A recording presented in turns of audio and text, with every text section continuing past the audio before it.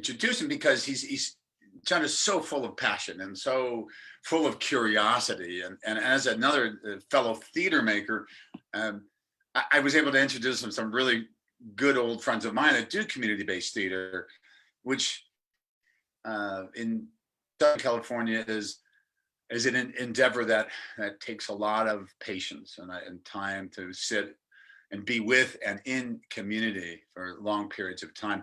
We actually did a road trip up to Northern California to a town called Fowler to witness the Cornerstone production. The Cornerstone is one of the premier, I don't know what you all know about sort of American community-based theater, but we went up to Fowler, California, and it was a presentation of The Tempest. So their adaptation of Tempest, and they brought together 10 different communities from all over California, and one of them was a Sikh community as well. So it was a really extraordinary event. And then Charles was like, "I'm gonna get on the bus and go up to San Francisco." I'm like, "All right, man." so and then he came back a week later or so, and then we would sit around our dinner table. And we would talk about theater far into the night. He would record me talking about theater. And I was usually coming back after a long day of rehearsal for Alistair the Wormhole. In fact, I still have what was it? I still have a statement from Wells Fargo.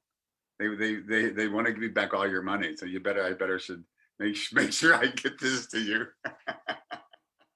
No, there's no money. I'm just kidding. But they do want you to update your account because it's been a few years. Anyway, so the project that when Chandra was here, that I was working on was a play called an adaptation. It was a musical. Can y'all see this? Sorry. Yes, sir. Okay, good. So yeah, I'll talk about Alistair the Wormhole, but I just picked three things that I kind of want to, in this next, hour that we have together, just like 3 points I wanted to make before we kind of jump into this.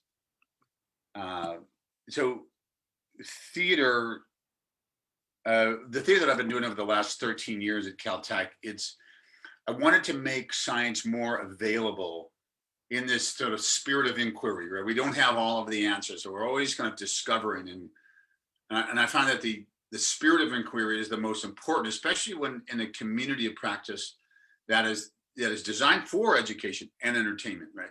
You can't have too much science or too much entertainment, right? You have to find the balance of that. So that was one of my goals, is to try to keep that balance between the education and the entertainment. These plays offer our community, this opportunity to understand themselves more through exploring the science. They understand themselves and what their ambitions are, or their aspirations are. If they're a postdoc, or if they're a grad student, or they're an engineer or a technologist, then it allows them that time to explore more aspects of themselves. And by understanding themselves more, they're able to, I think, to do better science, right? And the third point is that the future is possible with new tribes of engineers, technologists, and researchers trained in the soft skills, right? And in the storytelling and empathy, right? That for me is my goal in working with, especially engineers who oftentimes don't have that opportunity to engage with others on a more interpersonal level, So empathy is a really strong thing. Now does that make sense? Can y'all hear me okay? Am I talking too fast, too slow? It's Also, you're good. okay, I think. What's that? Yeah, good, sir. Okay. Yes, sir. All good. Okay. So here's a picture of Chandra at Pomona College. He is supremely happy I don't know where you learned that handshake or what handshake that is. It looks like a presidential handshake there. It's so funny. But this was Jim, who also gave you a nice home there at Pomona College to explore all the resources of Claremont colleges. So the play that he saw that I was doing at the time was called Alistair the Wormhole. Now, this is a project that began during a conversation with a super talented friend of mine, Brenda Varda. And she's a writer and a composer. And we wanted to take the Alistair the Wormhole, Alistair the Looking Glass, right? I mean, we wanted to explore her story in a world of science research and her personal journey in this imaginary world, and to show our audiences like how research is done, even though this was sort of a fantastical odyssey that Alice went through. People outside of scientific research, I don't know if they understand the practical everyday application of intelligence and patience, right? The thousands of hours necessary to replicate their work, to respect the work, and to the due diligence and the resilience to even pursue a scientific career, right? It's very long-term passion that scientists must have. So we followed Alice, so she's right there in the middle. I don't know if you can see that, and it says newbie. She was like a brand new student that comes to Caltech, and she gets whisked away into this other world, this alternative world within the science, and she gets taken through all of the different aspects.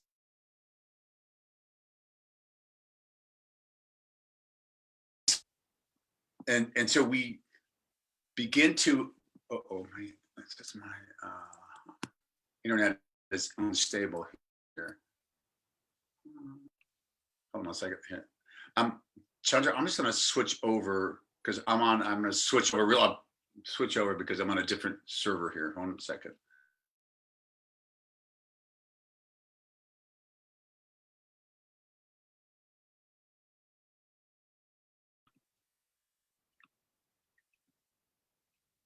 Can you hear me okay? Yes, sir. Great, thank you.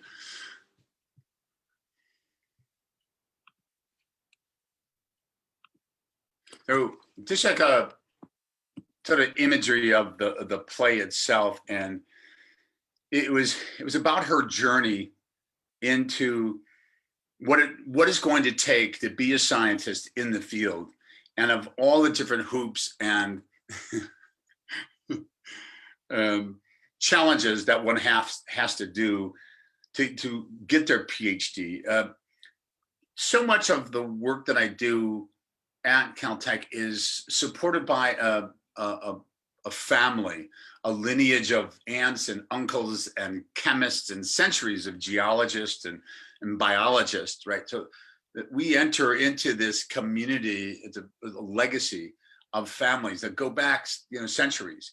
And once you're there, you begin to, you join this very large research family, whether you're a geologist or a botanist or an astronomer. And for many of the students and professors, they often don't get the recognition in this lifetime. Sometimes it takes another lifetime for people to understand it, or if you're fortunate, like Caltech's president, David Baltimore, he got his Nobel at 38 years of age. But Chandra Subramanian also got his, I think, at the 75 years of age towards the end of his life, and finally was recognized. But this play kind of shows how Alice can navigate the contours of the research and just to continue her work.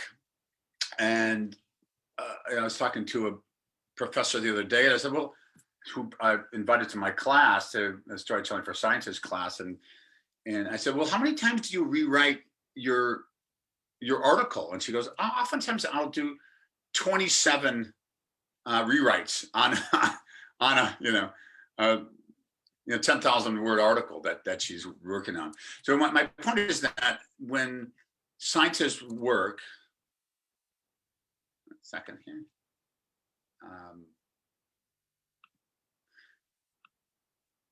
Share this.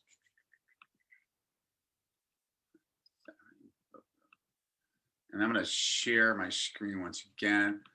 And I'm going to play. This is one scene from the play. I just thought might give you an idea of what it looks like a little bit on the stage. And so this is after Alice has to meet the rap singing dean, who takes all the PhD dissertations and just throws them up in the air and said, none of you get to pass. And so this guy comes down, he's making CubeSats, right? So this is one of the scenes from the play. It's one of the more romantic scenes of the play that I thought I'd share this with you. And Alice, within the university, she gets brought into this other world of adventure. Not you again. There's no time to lose before you're swallowed by this bureaucratic behemoth. Hey, get out of this thing. I can handle this. It's all expected. Away, away. Run away from the monster. You have interfered with my work for the last time. Your dissertation will be shredded. And her name will go down with the terminal master's degree.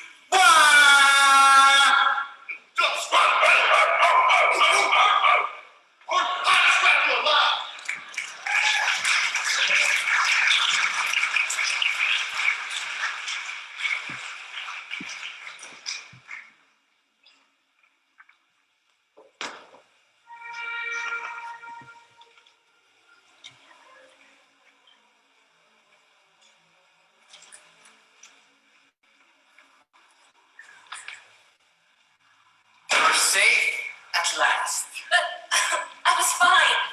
Just fine, damn it. Why did you do that? It was a glorious victory, wasn't it? I didn't want to be rescued. I wanted to get my marionettes, and then get my doctorate. Oh, don't worry about that. You can do that in only 6 years.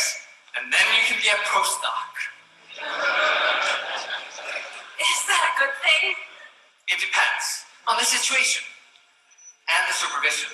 And the pay, and the brand of coffee. Well, is that what you are, a postdoc? Walter Knight, interminable and distinguished postdoc, rescuing research since 1931. Oh, wait, yes, you are. The first postdoc. Holy shit. I'm quite proud of my multiple distinctions. A builder, statistical analyst, problem detector, all-night monkey watcher. But I want to get out, go far and do my own research. That's good too. But it is also satisfying to be useful to other people, especially when they're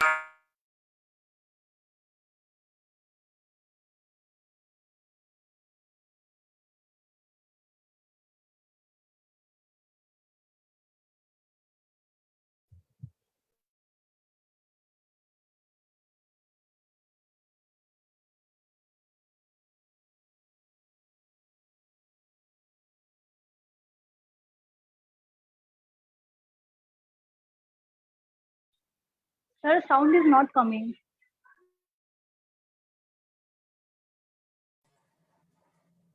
Yes, sir. I guess there is a issue with the sound. We can hear you.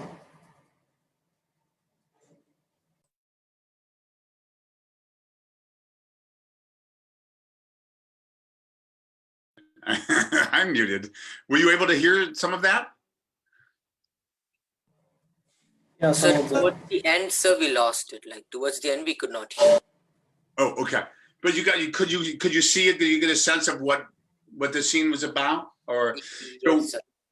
so the reason why I wanted to show that it breaks into a song, but what you're sort of looking at is Alice, finally finding the place in science where she belongs, right? And the character in the scene has been a postdoc since 1931. He's like the first postdoc.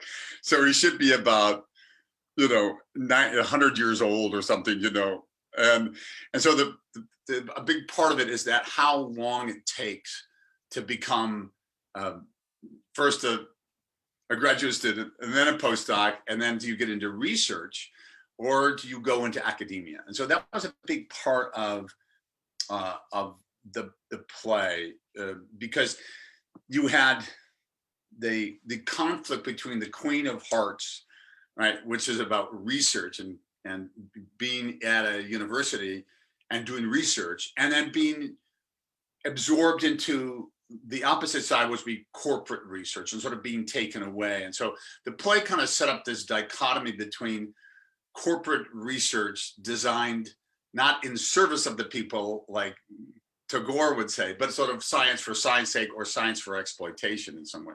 So the play continued to follow her, and at the end, it breaks into a great Bollywood ending. Actually, maybe I can show that really quickly. It's really fun. Let's share this real quickly. And let's see if I can do this.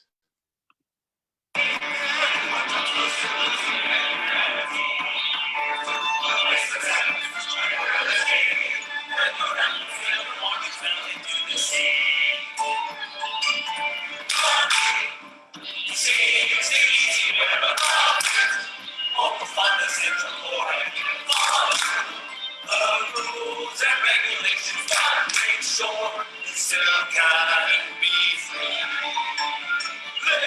Liberation, liberation, liberation,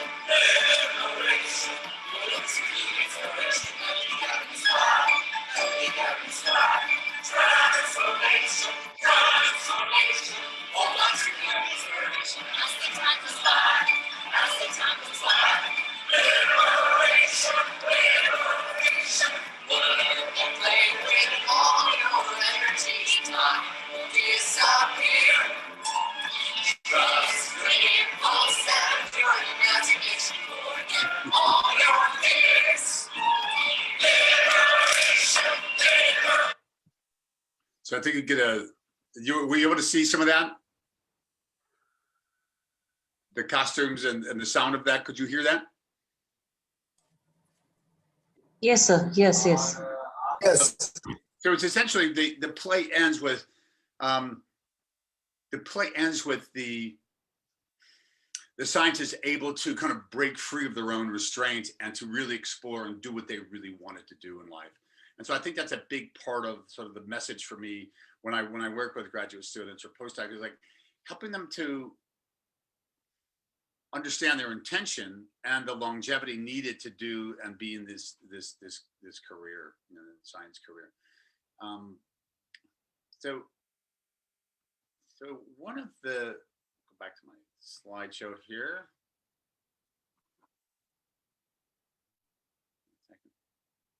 Sorry.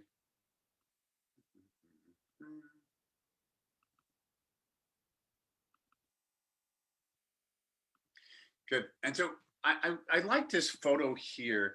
This is a JPL engineer, and it's a graduate student and an undergraduate. And I really like this photograph because if you look into their eyes, they're just right on the edge of Karunya, right there. They're in this moment of sort of deep compassion or sadness, and they're hopeful, but and this is about a future science, like looking into the future of science, and it's hopeful. It can be liberating, but it also can be quite dangerous, especially in the wrong hands. So one of the things that I just did recently was a play called The New Galileos. We just did this during the COVID time, and this really helps. How does theater help shape the way that we understand science, right? So Amy Berryman, who is the playwright, she wanted to look at, it was at the beginning of the previous administration, she wanted to look at the attempts by the government to silence scientists when they attempted to do their work and to publish it, to inform the public without taking ideological sides in the matter, in the debate about climate science. So this play was about climate science and about 3 female climatologists who get sequestered away, taken away by the government and made to recant their science, their climate science research in favor of geoengineering. So geoengineering is a way where you can spray aerosol into the air to prevent the sun's rays from hitting the earth and therefore sending it back into space, right?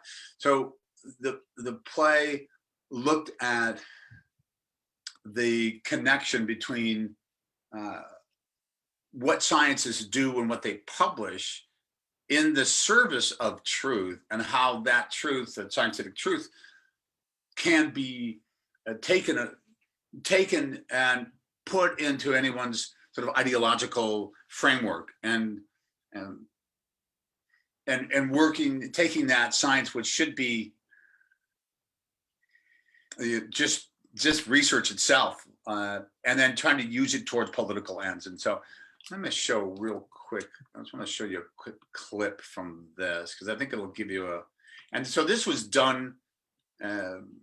This play was done here on the Caltech campus during COVID time, and this is one of the professors, climatologists, who gets sequestered away and told to recant her science. And so I think this is a really good example of how science can be twisted towards ideological ends. Elaine Tuck. That's you, right? Glaciologist, winner of the Galileo Award, Nobel laureate, UNESCO medal winner, Yale graduate, PhD, unmarried, no children, Iowa. That all sound right? I said, does that all sound right? Yes. Can you expand a bit on the kind of work that you do? Why do you need to know this? I'm just asking a few questions. There's a lot to get through. You're just asking a few questions? I've been held here for 7 days. I understand. Would you like some water? No, I don't want any water. I'm interested in where your research went from research to your more political participation, where the demonstration that you did came from, and the interview. In Time magazine? Yes. I'm wondering when that started and what your intention behind that was. Well, if you've read the interview, you'd know my intention. I'm asking you. I want to hear it from you. I know how reporters can twist one's words. He didn't twist anything. Those are my words. All of it is exactly what I said. I just wanted to educate the public about ice, about what was happening. I just wanted people to know it's not a hoax. It's really happening. I've seen it with my own eyes. I've seen it there in the ice. Look, we lifted huge masses of ice from a glacier in Montana,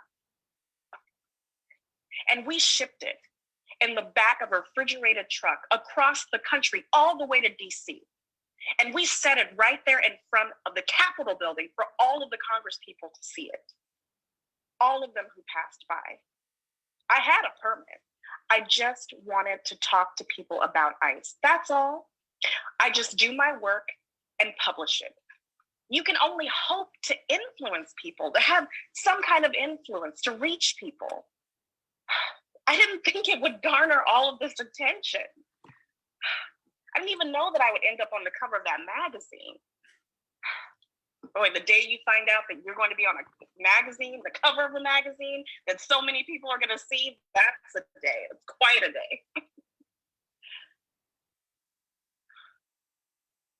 I didn't hate the picture either, which is really a miracle because my hair always does the swoopy thing where it goes in one direction like it's trying to find its magnetic source. I don't know why I'm talking about that. I tend to talk a lot when I'm, what? Nothing. Scared? No. I talk a lot when I'm scared. I was going to say nervous, which is different. How is it different? I'm nervous that I'll say the wrong thing. But I'm not afraid. Not of you. Good. Because I'm here to help you. I just want to talk. I want to talk to you. Good. So, were you able to follow that at all? Were you able to follow that a little bit? Yes, sir. Yes, sir. Yes. Yeah. So the idea of it, as you can probably tell, is that scientists do their work, right? And that's what we try to do. We try to put it out there. And what people do with that research can be in the service of the people, or it can be in service of other needs, of other maybe sort of corporate needs or governmental needs. So this, I wanted to show that example to you. That's what we've been doing, trying to do during COVID. Like we turned that into, I called it a Zoom film, because that's really, it's really what it was, what it became. And so maybe another example. So then I'll kind of go back to my slideshow here a little bit. So Galileo, so one of the first plays I did when I got to Caltech was Bertolt Brecht's Life of Galileo. And in Galileo, we presented the struggle of the scientific knowledge against totalitarian censorship, right? That was a big part of what Brecht was working towards. In Galileo, the Pope forces Galileo to recant his observations that the Earth was not the center of the universe and was only a planet rotating around the sun.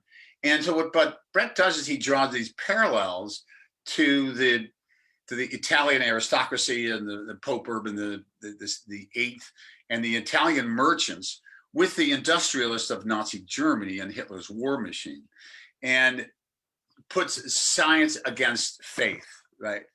And then with Brecht and through the mouthpiece of Galileo, we can see how Galileo is haunted, or how we are haunted by science in the hands of totalitarian leaders everywhere who will bring destruction to the world. The relevance of Brecht's work for me still remains powerful, and the dialogue is still alive. Even in 2021, right now, the new Galileo still has this power to question the role of the government and the help of funding agencies with their own profit-making mandates, oftentimes, not necessarily the triple line formula of some companies. So another play that we did in 2012 was by Václav Havel, and it dealt with sort of the Byzantine organizational aspect of Eastern European bureaucracies, right? And this was about how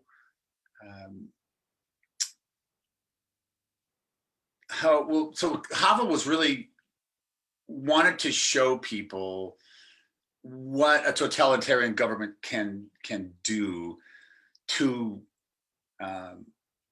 silence critics, or to silence those who may be in opposition.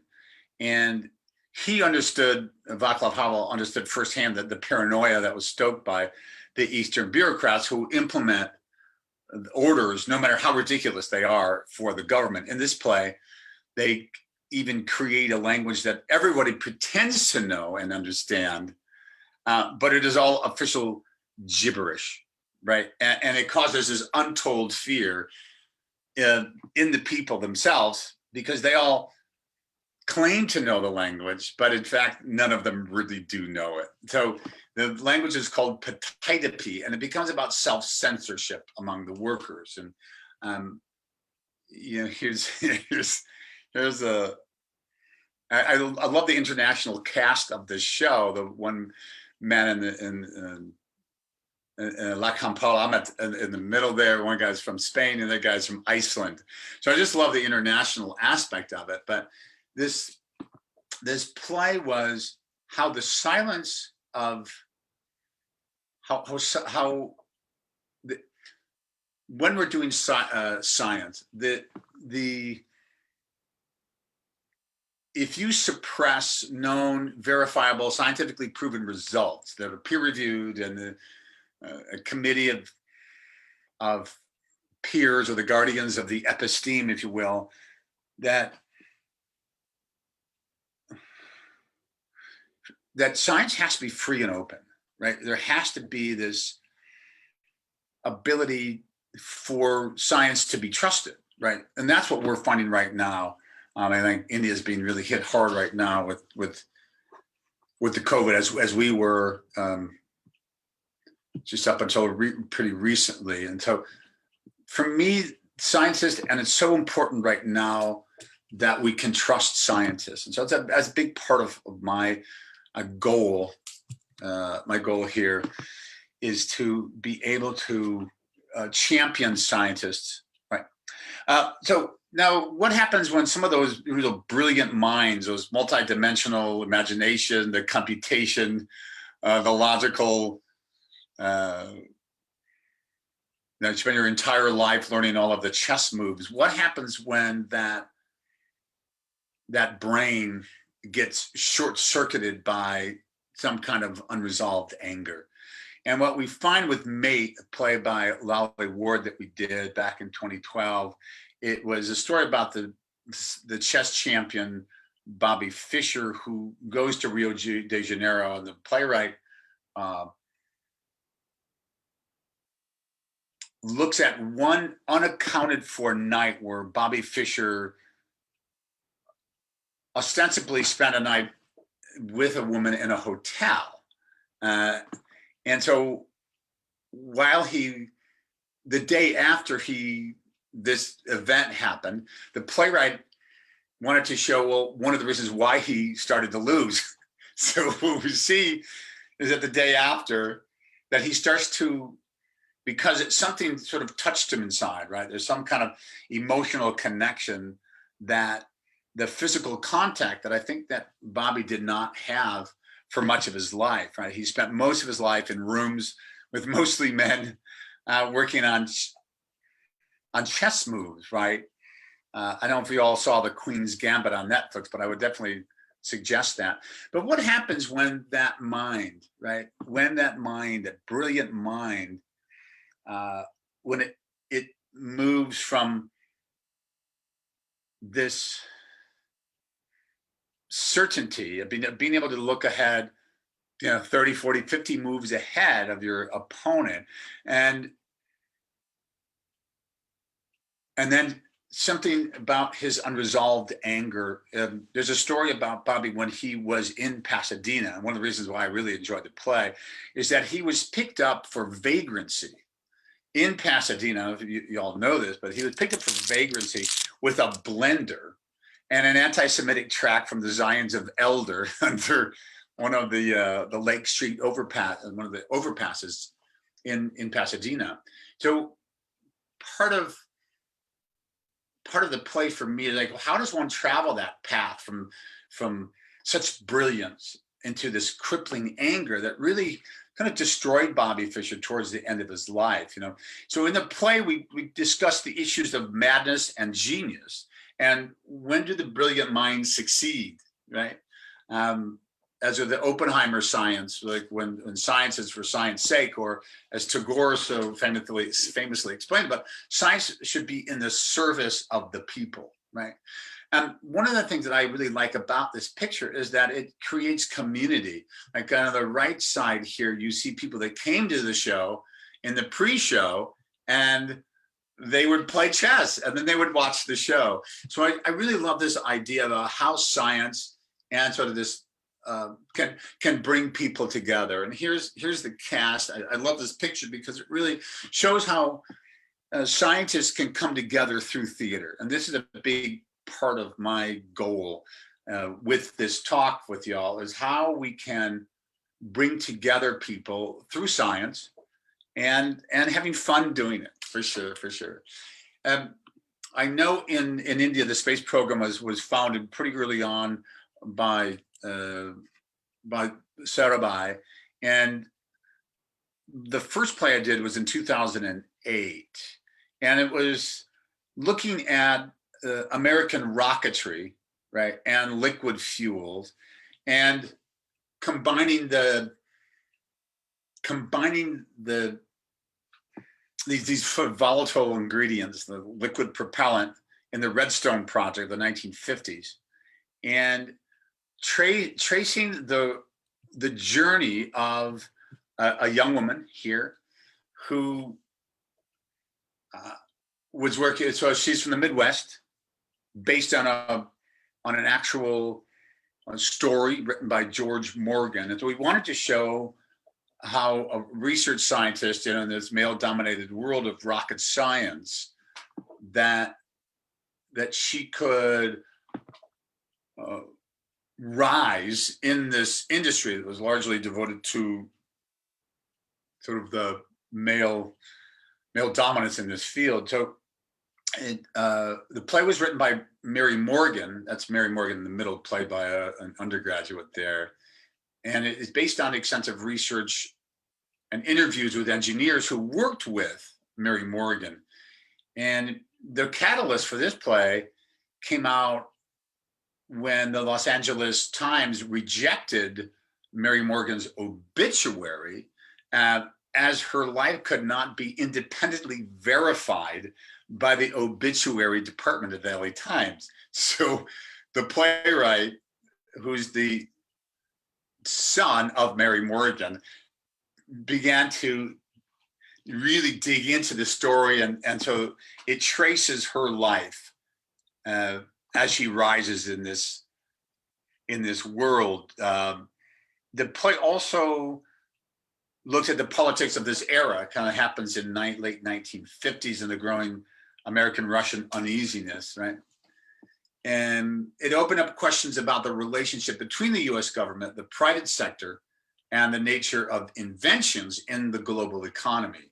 But really, more than anything, is about one woman's struggle to put America back in the space race and find her place in the world of science. Then in 2010, we did another play based on the life of Jack Whiteside Parsons, one of the founders of Jet Propulsion Laboratory. I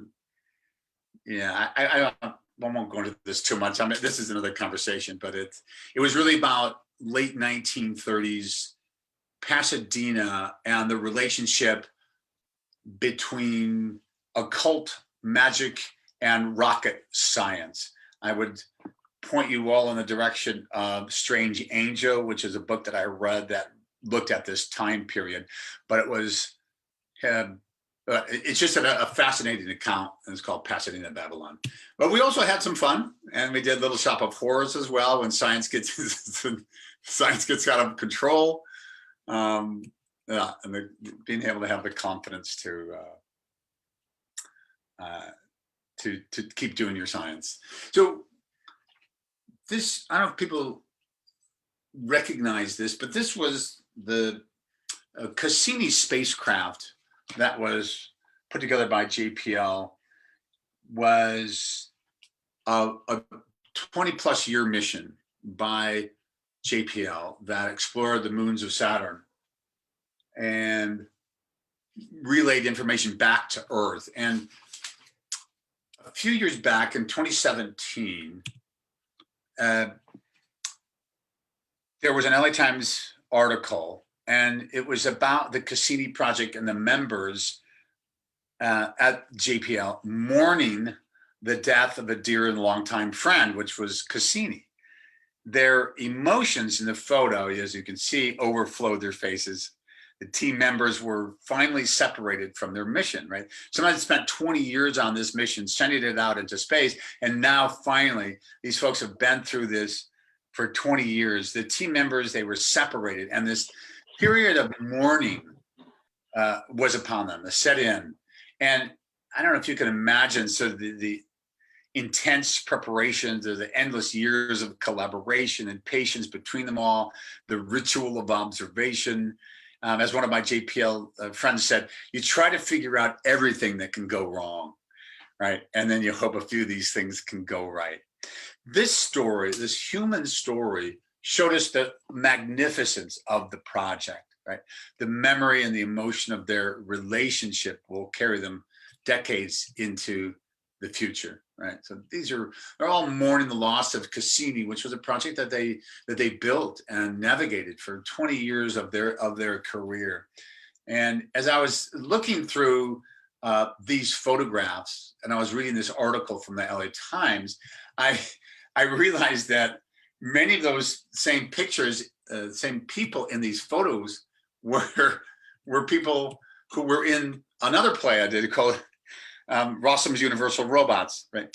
And what's interesting about this is that a few of these people were really involved with the Cassini project, and some of them were and still working on the rover on Mars and helping to drive the lunar rover on Mars. So this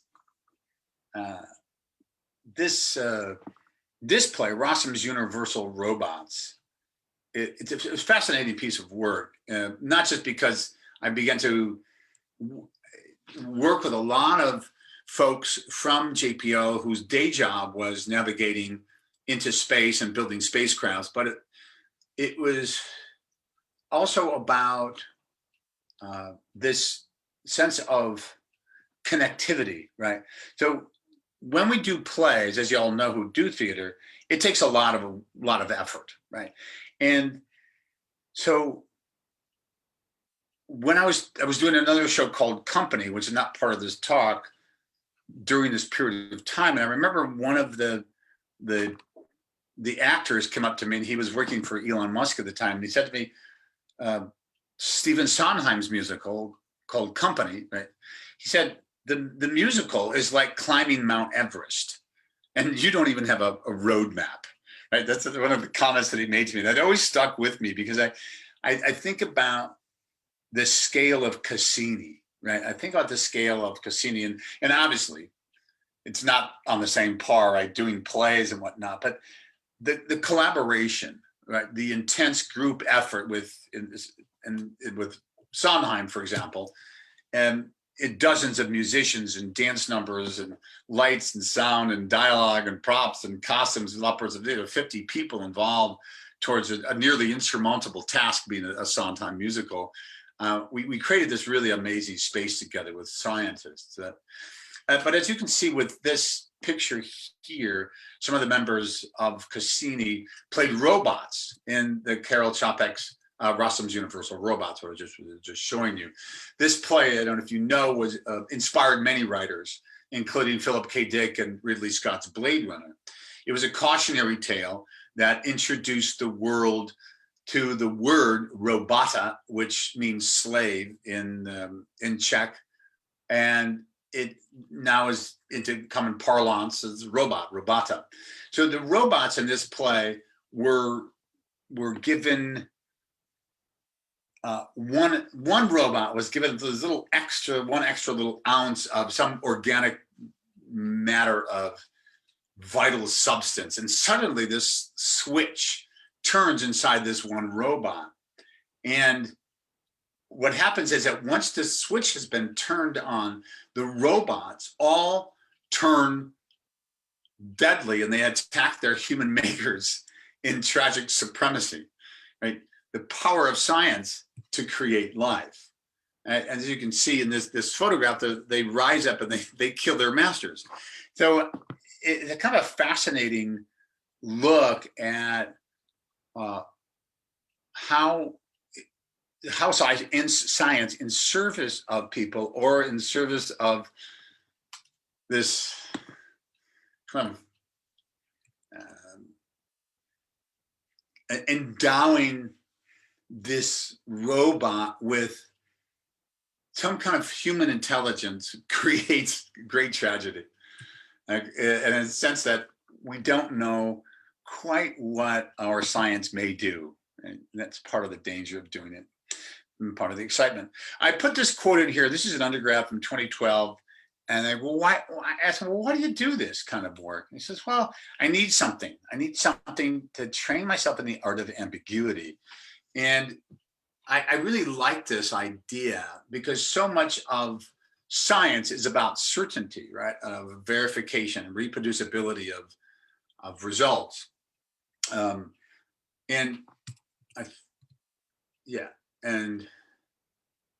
just really like this quote.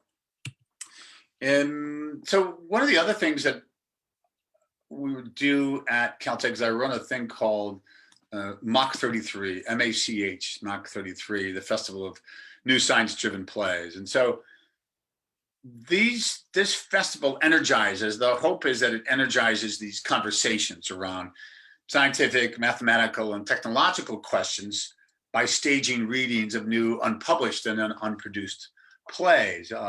Oftentimes we'll get like, a half a dozen to a dozen plays a year. And then one year we had 116 submissions.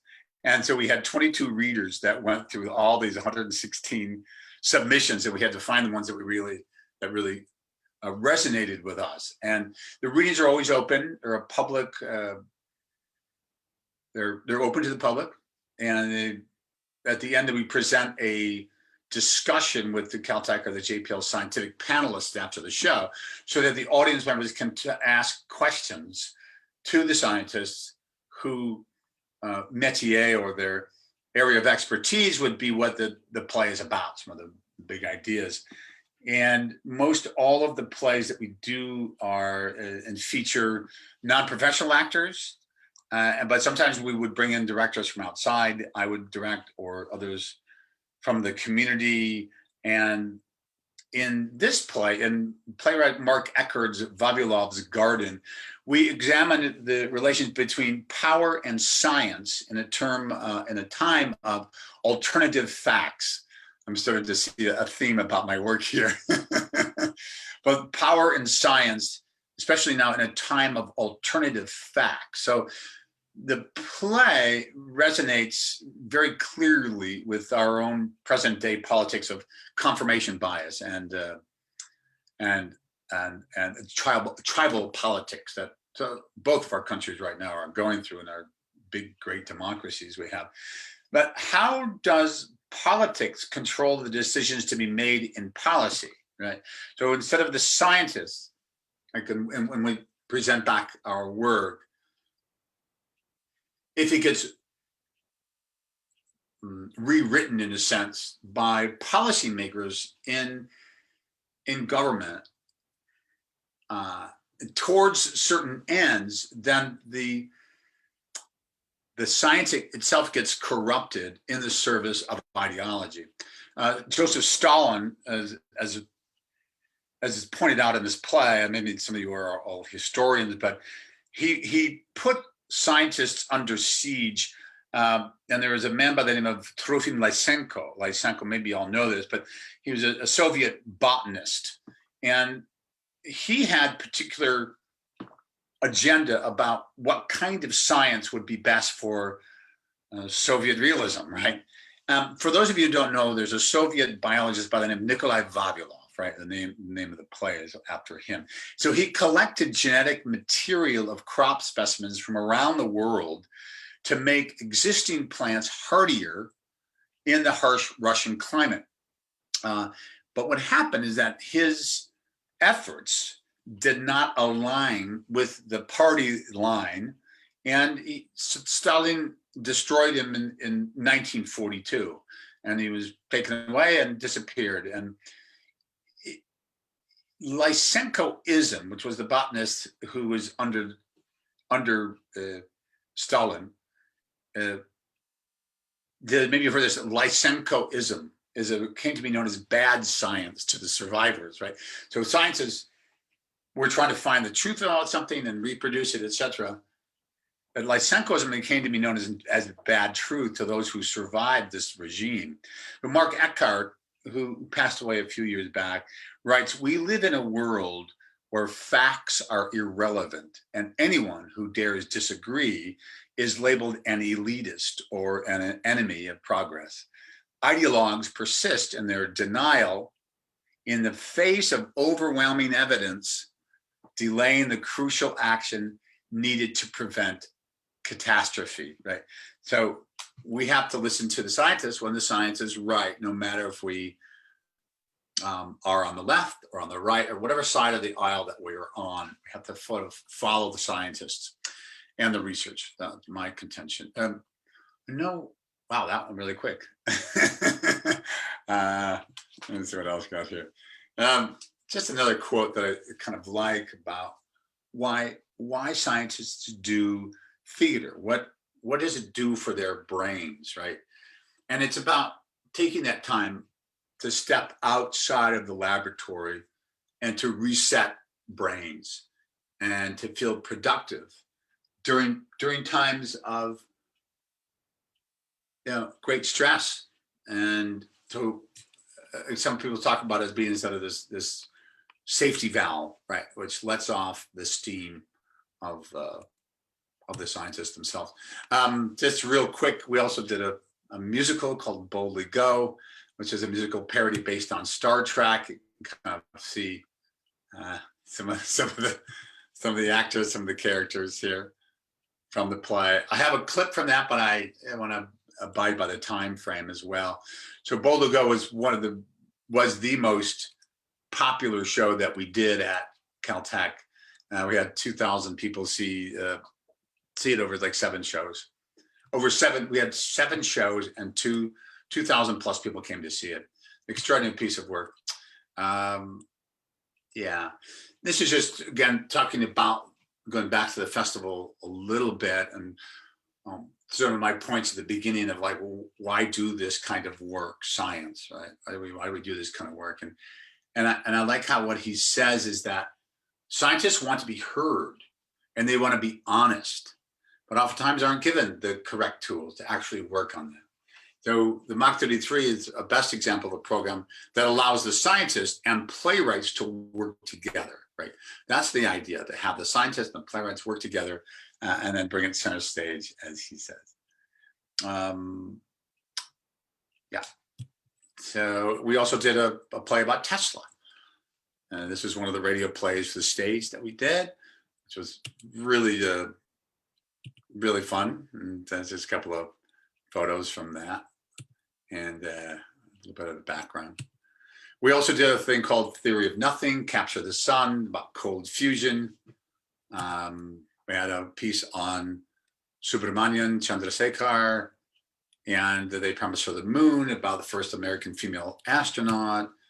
And kind of close out a little bit here on some of the things that I've been really sort of taken with over the last 7 years of my tenure at Caltech. And it's about storytelling. And storytelling is theater, because there's stories, and stories are what kind of bind us all together. And we get together every week, once a week, and giving the students their opportunity to connect to their science in ways that move us. I'm very keen about helping them find their passion to tell their story, right? And so passion is a big thing for me, especially during this period of time that we're living through. We talk about the spine of integrity in science communication, and the importance of the consistency of your research and the avoidance of contradiction, right? And what is the conduct guiding force that science and storytelling can offer us as we move forward? These stories, oftentimes, that they'll work on their own stories, and then they'll realize that that's not the story they want to tell. And oftentimes, after 10 weeks together, the story will find them. I like this idea, right? The story will find them once you get past all the gatekeepers and the paywalls. We get down into, and then just a few other things that we do. We began a program which was about gender bias inside the laboratory. And this was a big issue around campus and diversity. We were really trying to show people what it looks like in actual practice. And it's not an easy thing to talk about for many people. And so,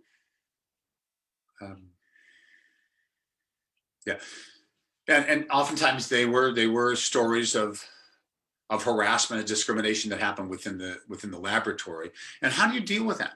You know, especially the women in the laboratory setting of Caltech has largely been male dominated for so many years, and Caltech only became co-ed in the early 1970s, right? But now I think it's a little over, I think it's 60, it's not quite 60-40 women, but it's really starting to get a parity with women and men inside Caltech, which is really great.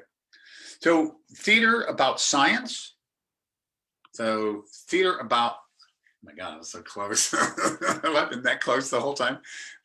So theater about science allows us the luxury to contemplate deeply and to take action when necessary to combat ignorance. Many scientists shout that science is under siege, that we are under siege by a political atmosphere of toxic disinformation.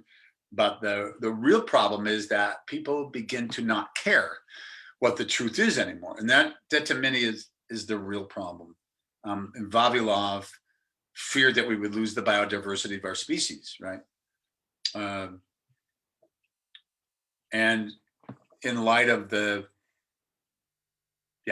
and so part of the project and part of the work that I wanted to share with you today is the role of theater, and how do we share these ideas with society, right? How do we share the role of scientists in the world to keep these issues present and to contextualize them and to humanize the scientists? We must debunk the debunkers. We must debunk the debunkers and then create a community in passionate search for the truth. And so that would be my final word as I kind of close out this session. And I just want to thank all of you for being here. When Chandra asked me to do this, I'm like, oh my gosh, because I'm as a maker, oftentimes we don't examine our work, right? We don't examine our work, we do our work. And so this was actually really kind of difficult for me to do, because I had to really go through the last 13 years and kind of try to open up this, to look at it, to look, what have I been doing for the last 13 years? So I thank you, Chandra, for forcing me to go back and start to look at a lot of these things. I hope it made sense, and I hope I didn't bore you. And thank you for all of your time and your patience with that. I know Zoom is a very odd thing to do, and my technology might not be perfect, but I just want to thank you all for being here and hearing part of the story and part of this journey. So thank you. Thank you, Brian, for sharing the work which you have been doing. And yes, Rohit, you can ask the question. Just 1 minute. You have exposed to us the kind of theater and the kind of possibility to these people we are doing theater with scientists to make them explore themselves, etc. And we have some more time for an interaction with Brian Brophy. You can put questions, you can ask questions, you type questions, or directly come and ask. You can ask questions to him about the kind of work he was telling us, how theater is useful for the scientists to explore themselves and to make science happen in a better way, how to make the research itself more meaningful and more human within it. And we may have a lot of doubts regarding the mode of work. And as he said, he's working with scientists and non-professional, maybe non-trained kind of actors and technicians. But I have to tell you that there's a not one, I think there are two well-designed theaters in Caltech with all equipments, all facilities, and all infrastructure to do theater where even our school of dramas don't have such a good theater here. So that facility is there, and he has getting all these people here. The Caltech has that history and tradition of doing theater for scientists, and I could see that when I was there, people come and watch the place, and we have to ask what is the audience, kind of audience who come there. Are they scientists or students or public? A lot of things are there, and the methodology of doing it. And that's one aspect of things which you can ask Brian. The other aspect is that he's involved with professional theater, experimental theater in Los Angeles, and the experimental theater as such that's happening there.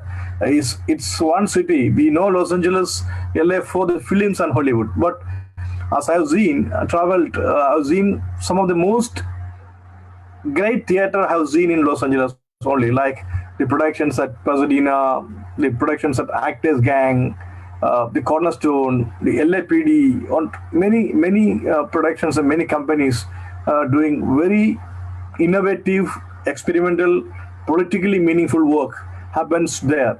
You can ask him about the theater scenario of Los Angeles, his own associations. He was part of many of these groups, including the Actors Gang in the 80s, the late 80s, with Tim Robbins, etc. Still, it's functioning.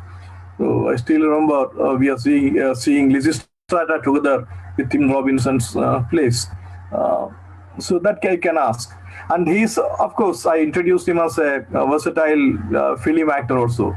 You can ask him about acting, all those things. So he's a man who can speak about theater, teaching theater, doing theater, science and theater, professional theater, film, acting, all those things. So we have some, say, 45 minutes, I think, to have an interactive session if you're not busy to go out, Brian.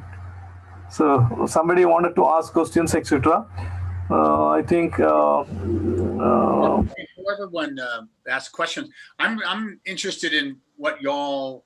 Are you directors? Are you writers? Are you scientists? Are you technologists? I'm just curious about who you all are. I'd love to maybe just know. Maybe you can put it in the chat if possible. Just I'd love to know. And if are you all mostly all in Kerala, or are you West Bengal or UP? Or I'd be just curious where you all are from and what's your kind of state. Brian, briefly, I tell you that we have a pan-India audience. We have people from Haryana to Bengal to Kerala. It's a mixed audience. There's majority will be from outside Kerala, mostly in our sessions. So, and there are theater professionals, theater teachers, technicians, actors, students, general public who are interested in theaters. Mostly a theater-friendly audience. There won't be many scientists, and we don't have that kind of a theater also which you are trying to do. It's a new area of new possibility of doing theater in our universities. So that's a kind of audience, and actors, all these people are there. And maybe when they are putting the questions, they'll introduce briefly. Please introduce you briefly and tell who you are and ask the questions so that Brian can, and the answer is to everybody, not to just the person who's asking the questions. So who wanted to ask a question in the beginning itself? Yeah, hand up, Chandra. Yeah, hi. Hello, Hi. Sir. Hi, Brian. Hi. Hi. Oh, okay. My name is Chandra Aital. I live something like 20 miles away from where Brian is. Okay. I live in Los Angeles. And I have a theater group called the SEMA, which explores the Western and Eastern theater techniques, theater contents, theater forms, and all that. So Greek theater, Shakespeare theater, and I have books of yours that I have to return too. I'm sorry. I have a couple of books of yours I have to return. Yeah. Okay. All right. So so that's what I'm involved in, and I'm in contact with Brian, and I've seen quite a few of his productions in Caltech, which is only 5 miles from where I am.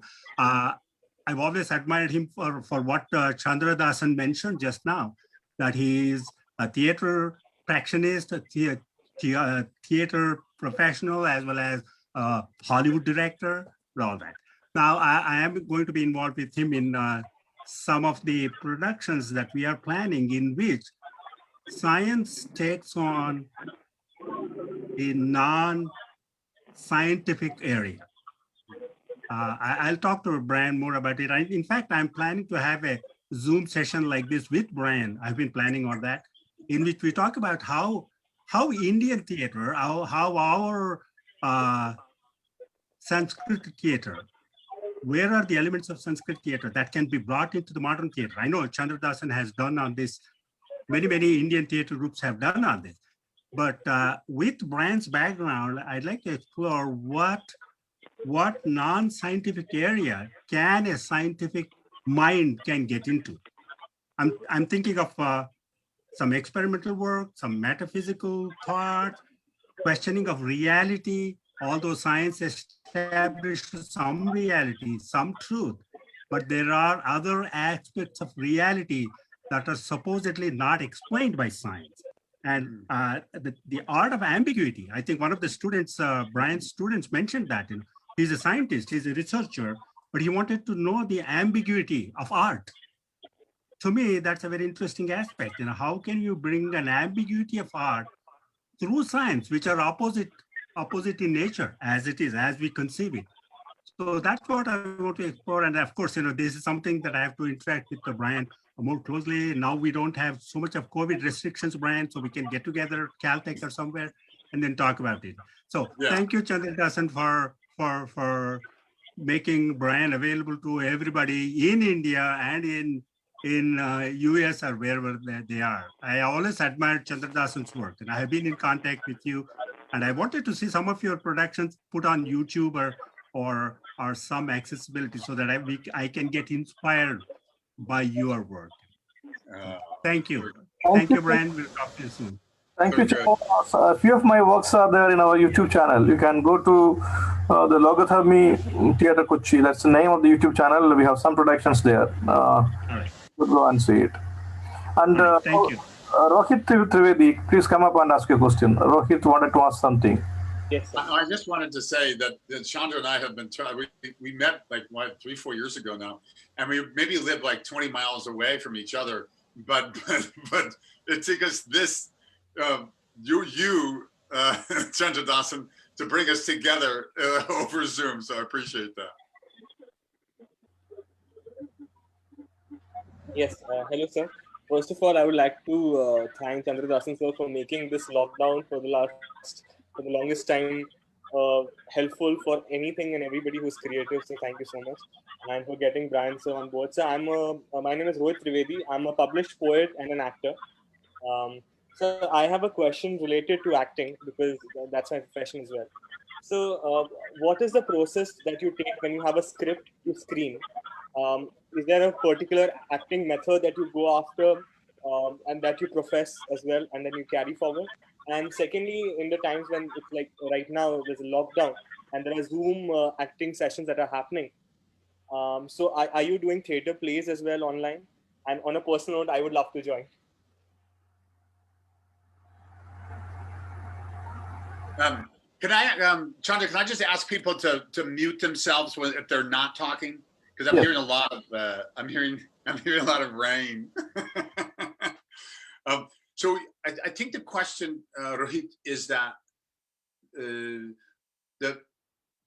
from going from the translational ability, right? So being able to translate from the text into the screen or into the little box that we're in right now. I showed you one clip earlier from the new Galileos, right? So that was designed to be a stage play, right? And we would have really established like 3 cells, right? 3 cells on the stage, and we would watch the actors interacting with each other. But because of COVID, what we did is that, and they were all in their apartments, so that we did a 90-minute play, and so we recorded them all in separately. They didn't even come together. The actors never came together. We were only in their little rooms, their big rooms, their little rooms, their houses, their big house, in their spaces, in their flats. And so I ended up taking green screen, like the felt, and taking them green felt, green screen, ring lights, which is what I have right here, right? The ring light, which helps to illuminate me a little bit more. I don't know if that's a good thing or bad thing, but so ring lights, green felt, and little earbuds, right? So that's what they had. So they had earbuds, they had the green screen, and then they had their phones. And so we recorded them through the phone onto Zoom, and then we mixed it through a program called Discord, Discord. Maybe you're familiar with that, but it was an OBS system. So it's open broadcast software. So we took all of these images from the actors in different parts of Southern California, and then they recorded them with their headset through the phone onto Zoom with the OBS, the software, and then we mixed it on Discord. And so the actors only had basically this much room, right? They could move from here to here and from here to here. So we really had to scale down the level of the performance, right? So there's no way we could have been, there's no way we could have, I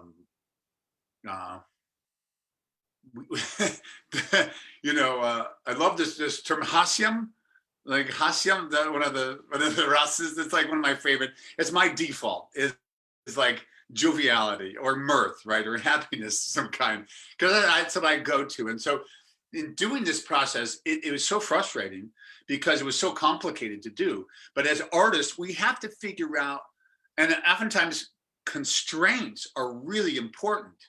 Like this was the constraint that I had to have 1 hour. Chandra said, "You got an hour, man, to do a whole thing on theater and science." But so the constraints are really important, and I think they create new kinds of production, right? And so I don't know if you saw earlier the African American woman. Did you see that? Elaine Tusk, the famous glaciologist, that she goes before this scientific committee that is forcing her to recant her science. So we laid in all of those backgrounds. So they were in their apartment, and with a green screen, so we just overlaid that office. So nobody is together. So I think hopefully I'm answering your questions, like from going from the script to whatever format you're going to do, I had to scale everything down, and it had to be in here. It was so more about this than it was about the sort of the gestural life of the body and the expression. Did that make sense? Did that help answer that first question a little bit? Yeah, but it was also related to like method acting. There is like Stanislavski, there's Chekhov. There are about 100 different ways, and it's mind-boggling to which exactly is the best way to for an actor. I think you have to. I think okay. I first came to India in 2006. I went to West Bengal, and I worked with Sanjay Gangli and Jonathan Scritti. So that was my first sort of in real life IRL to see Indian theater in India, right? And so there is and I'm a big fan of rasa theory, rasa aesthetics. It's like Schechner uses it. I know that Chandra has probably lots of different ideas about this, but as a Westerner, as a white male Westerner, right, of using the rasa theory, because I became a huge fan of it because I was trained, Chandra was talking about with the Actors Gang. So the Actors Gang was based on commedia dell'arte, right, which are traditions that go all the way back to Greek theater, etc. And so the work that I was doing in the early 80s into the 90s with the Actors Gang was all around 4 different emotions, right? And so you had to be full and you had to be present, and so you brought this, it wasn't Stanislavski, it wasn't Michael Chekhov, it was just like raw energy. So when I found out about rasa theory, and there was 9 emotions. Oh my God, there's 9 emotions. Like it kind of opened up my world. When I first worked with Jananatya Manch in Delhi, and I was able to work with some really cool people up there, is that I brought in that commedia, right? I brought the commedia there to that crew, and they got it like that, because I think that there is a grounding of Indian theater, which is, and maybe it's a huge generalization. I don't want to make a generalization, because I know that Tendulkar and Bhattacharya, I mean, there's so many different kinds of strains of Indian theater. I know that, but this idea of being able to be present with emotion and to have the audience have a taste of what you're doing, the flavor of what, if you can, the bhava gets kind of translated into the body of the human watching it. I just find that to be extraordinary. Now, if I'm doing Stanislavski, I'm doing a lot of internal. I'm doing a lot of.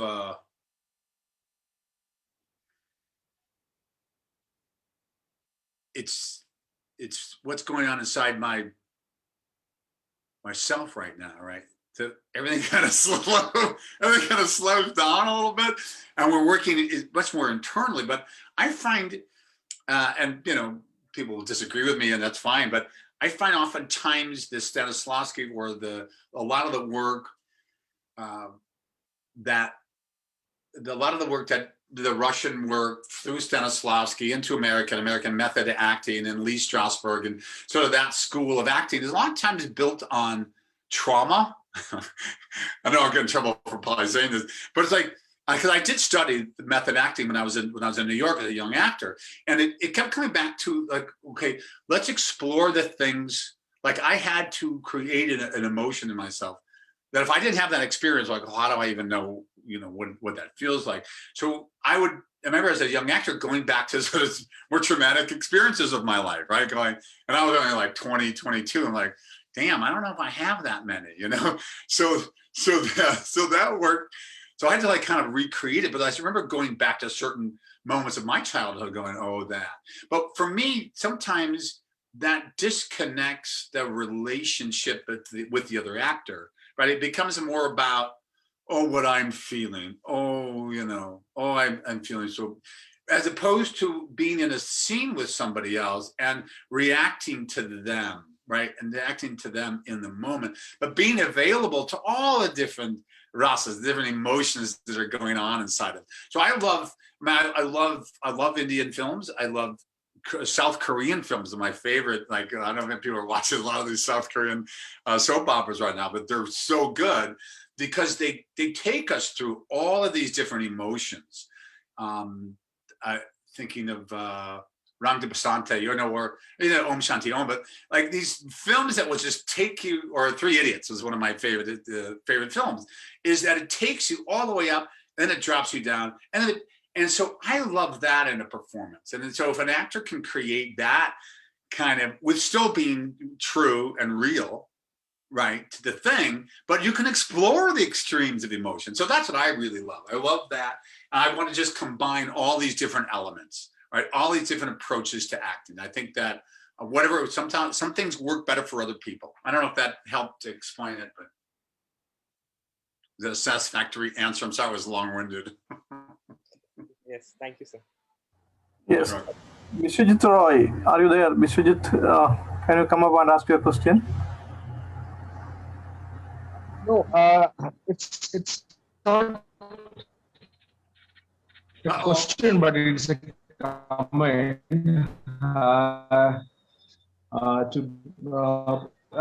especially in this panel, a lot of superstitious stuff, not only religious superstitious stuff, but also the other stuff, other non-religious superstitious stuff is happening, especially in India, about maybe COVID, or, there are a lot of like use cow dung or use other homeopathy, there are a lot of stuff. So this is very important, seeing theater through scientific temper or science. This is very important. So this discussion is very relevant in India. So thank you, Brian. So that's the only thing. And thank you, Chandradasan sir. Yeah. Thank you. And Vishwajit, he has put a question, Brian. He asked you what you should have in mind while in scripting a play having elements of science. So that's a question Vishwajit Roy is asking you. So when we work with science, what happens with our festival, we get plays that are submitted by professional writers mostly, right? And then when we get them, we look at them and they go, well, does the science drive the play, right? Does the science drive the play? Because I don't want to do plays about science fiction, right? That's not the realm that I want to work in. I want to work in, how do we take that science and to engage our audience so that they can understand the ramifications of what the science is in the play, right? So one of the things that we were working with is a man by the name of Semmelweis. Semmelweis, I don't know if you know this, but he's an Austrian doctor who realized that if he washed his hands, right, and it was hygienic, then that would cut the transmission of any kind of bacteria that was on his hands. So during the time of the 1870s in Vienna, you had the doctors, and they're all male doctors, and then you had midwives who were, helping deliver children in this other part of the hospital, right? So you oftentimes had these doctors that would come from working on corpses or cadavers, like doing the cutting the bodies open and then doing the autopsies, right? And then they would go into this other room to help deliver babies. And so what was happening is the men were coming in with their hands of bacteria on their hands that was coming off of the body of the dead person, and then they would deliver babies. And so the bacteria on the hand was causing necrosis inside the womb, and then the woman would die of I think it's called puerperal fever, P fever, and so when the playwright brought this to us, we're like, well, this is really intense, right? And we wanted to make sure that the science lined up. So I wanted to make sure that the science actually lined up with sort of our how does that science what can we learn from that science, right? In doing that play, right? And I think it's about when we push back against something, right? If all of a sudden the midwives are saying that my patients are dying because they're coming, like one of the guys had cut his hand on a scalpel, right? And so he had the bacteria, so he can't deliver the child. Then the woman died as a result of that. So how do you get people to change their opinions on things, right? How do you get people to, and that's why I'm working with playwrights. We want to be able to help the playwright find the space where they can make that message land more with an audience. So that's a big part of my work, is to work with the playwrights to make sure that the science lands in a way that one lines up with scientific research, right? So that it's good science, but then it also has to be entertaining as well. And so I want to make sure that we have both of these in place. I don't know if I answered your question, but I tried to give you maybe an example of a play that we did, and I'm working with a playwright in helping sort of bring their vision, what they have, to the stage. I'm not sure if I answered the question properly, but.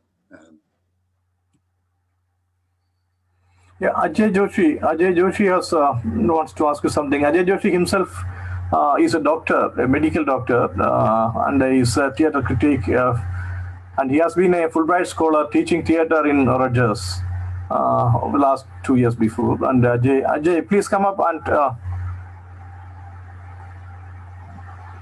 Hi, Brian. I've just been very nice to see you here. And actually, I've articulated my question so that I don't really ramble on with what I want to ask you. No, that's all right. What I was trying to say is that science is so precise it is so definitive, and it takes a very logical journey. You know, there are reasons and there are arguments and there are reasons, and you come to a definitive conclusion. And on the other side, you have theater, which is there's so many possibilities for experimentation where you can play around. So how do you negotiate between these two agencies to make the final production, because we are talking of theater, so that it is informative, but at the same time it is entertaining? Because just giving scientific facts on stage could become very dry and dull, because an audience is not having the same kind of an attitude, scientific approach to look at life. They come with all kinds of different backgrounds. So how do you negotiate when you're making this kind of a play where science is on one end, which is very factual and definitive, and you have the possibilities to play around and have fun when you're doing the theater, and at the end result being entertaining and informative at the same time? I think it has to be, we have to follow it. I think it has to follow, there has to be a protagonist in some way that we follow. And because I think it ultimately has to be personal, right? That the audience has to feel that the personal connection to the science itself. For example, one of the plays that we just did, I was going to share it. I think I can share it through YouTube, but it was called Socially Unacceptable. And it was a play written just before COVID happened. And Facebook has this artificial intelligence that's able to pick up material on the internet that's offensive, right? So that there's material that's out there, whether it's murder, whether it's some kind of weird pornography or whatever it might be. And so Facebook had this AI in place to pick up and to see, well, what's the who's going to say that this is objectionable? Right? Is this bad? Is this wrong? Is this gross? And is this, it's like animals, what's happening to animals? So the play dealt with these 3 content moderators who were working for Facebook, which is based on a real story. And their job, because the AI was not able to pick up the offensive material, they couldn't quite understand, does this go beyond offensive, right? Does this go into this place where we have to shut this down because it's so horrible, right? And so in the play, we followed these 3 young, in their early 20s. They're just out of college. They live in Reno, Nevada, in a really kind of poor neighborhood. And the play itself took the glitz off of the Silicon Valley, right? When we ever think about Silicon Valley, we think about the Maseratis, the Lamborghinis, the mansions, and the planes and all that. But the reality is that on the ground, you have these kids that are out of college, that don't have a future in some ways, especially during the COVID time, and they're so desperate for a job that they take this job to be content moderators for 6 months. And so the play follows these 3 content moderators as they watch all of this horrible material. And so so what happens is that we care about these 3 people. Like, I don't want to do that job. I don't think any of you would want to do that kind of a job, right? Watching horrible stuff for 8 hours a day. And so for me, the subject matter is so intense. So if I talked about, or if I even showed any of this stuff that they're looking at, that would be just way too offensive. So in the play, and we did it all on Zoom, there's another Zoom play, is that we were watching the characters watch the offensive material. Do you know what I mean? So we're watching them watch this stuff, and we're start to watch their lives kind of slip away, right? So one guy becomes addicted, he becomes a big pothead, right? And so that's how he escapes, to watch this stuff, right? So another character in the play starts to go off into this right-wing propaganda, right? So he sort of loses his mind on politics. And then the other person that we're following comes from a sort of a dysfunctional family, and this is her family. And so she actually is the one that survives it all, because she had to learn to live with trauma at an earlier age, because her parents were, in the play, her parents were gamblers and all that. So she had this unstable life. So, but she was the one that was able to transcend and keep this job. And then she becomes a content moderator manager of it all. But a long way of saying that I think it's about caring about the people that we're watching, right? And then we can get the message, as opposed to having the message right in front of us, but not having an emotional reaction to them. That's why I like the empathy. Empathy is such a huge thing in helping us to understand science, right? And that's what when I work with scientists, I really, when we do the storytelling, we make sure that they write their stories, but then they share it with each other. So we actually have to sit and listen to the other storytellers, you know, and sit with it and then have comments back to them, right? So my point is that it has to be, I think, personal and interpersonal, and watching how the idea kind of unspools as it goes along. I don't think that answered your question. Yeah, it does, Brian. It's very interesting. But like I said, that as you keep on talking, you are just touching the tip of the iceberg, and we can engage with you for hours together on this topic because it's so exciting and so interesting. Yeah, but thank you. Yeah, it definitely throws some light on the way you think about this particular argument. Yeah. Are you a medical doctor, AJ? Are you? I'm a dentist by profession. I did my PhD in theater, and well, we are all there, struggling, trying to find answers to so many problems that we are facing right now. Oh, I love it. Oh, yeah. Good luck, man. Stay safe. Thank you. You too. And Ipsit Naik has asked you whether you can elaborate between these three different faculties of philosophy, art, science. How do you find the relationship between them? He's working on the subject right now and making a film. That's what he has written. So can you elaborate between this philosophy, art, and science? How do you find... Oh, wow. What? So Ipsit is, are they here? Ipsit, are you there? Yes, he's online, yes. I need to log out, excuse me. I need to log out. Okay. Okay, thank you, Chandra, for the... Thank you, Chandra Dasan. I'll be contact with you. Let's talk soon. Ipsit, are you there?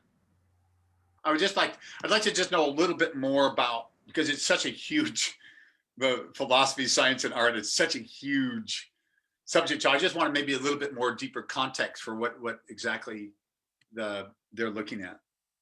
Ipsit, are you there?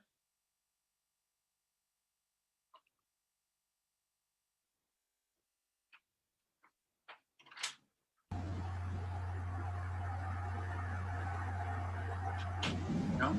Ipsit, are you there? You can tell him, please.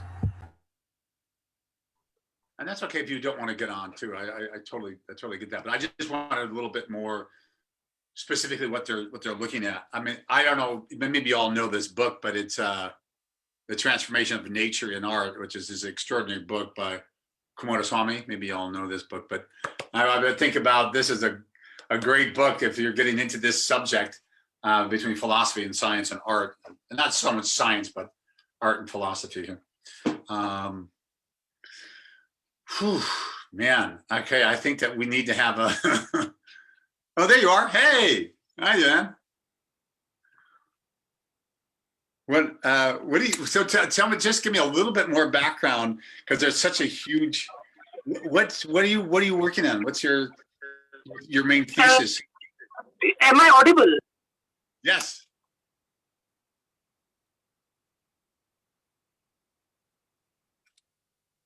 Not anymore. We just lost you.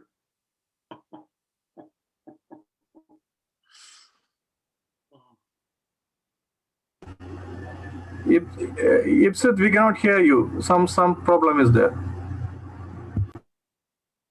Oh. Maybe I'm muted. Oh, there you are. Now you're back. Maybe I'm muted. No, good. I hear you. We hear you. Okay.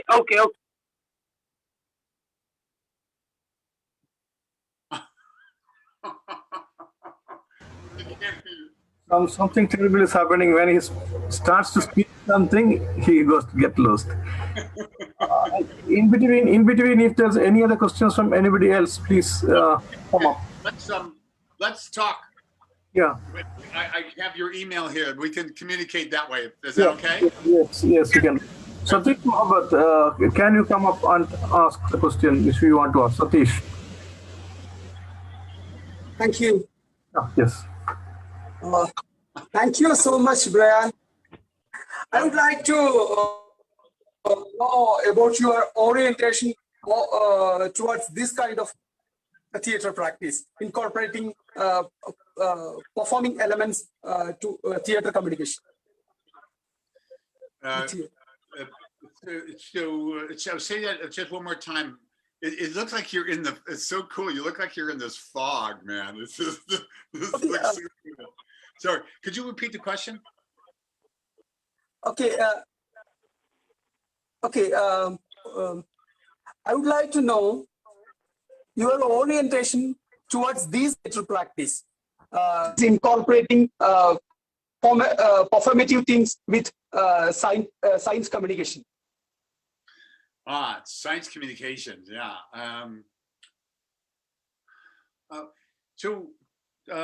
This last year, I was able to work with several different groups up at JPL, Jet Propulsion Laboratory, and I work with a lot of postdocs and graduate students, and trying to help them identify, first of all, what's their thesis? Like, what is the thing that captures their imagination, right? What is the thing that, like, one student that I have in my class right now, she's been at Caltech for 7 years, right? And so when she first got to Caltech, she took my storytelling class. So now 7 years later, she's the kind of bookending her Caltech experience with that. So I'm watching her, throughout the years that she really wanted to dig into her science. But then now at the end, she wants to focus on romance, which is so interesting that for, the 6-7 years that I've known her, she was always about science. So now she's like on this other end where she's talking about romance. And it's so gratifying to me to see her move through all of these cycles of, being a graduate student, right? And then sort of getting to the end and finding another story that's going to, keep her and move her out into a postdoc position. But for communication for me is that you have to find out what is the thing that captures you, right? That you want to follow. You got to make sure that it's not impossible, right? Make sure it's not impossible. Then you sort of look at the research about your subject and try to take in as much as you can about whatever it's, gut biomes or brain chemistry or astronomy or whatever it is. Try to sort of zero in on something that you want to study, that you're excited about. And then you have to find the passion in the telling of the story. Because if, for example, I'm working with engineers, oftentimes engineers don't see the value. And there's a huge generalization. And I know that Chandra, I think you started as an engineer, didn't you? Weren't you an EE, electrical engineer at first? Am I wrong? Chandra Dasan? I was teaching chemistry. Chemistry, that's right, you're a chemist, that's right. And so a lot of times this translational ability is not prioritized oftentimes in research groups, right? It's like you tell your science and you just tell it to a small group of people. So if you're going to be doing effective science communication outside of the laboratory, my goal would be find the thing that you really love, find the passion for it, and make sure that you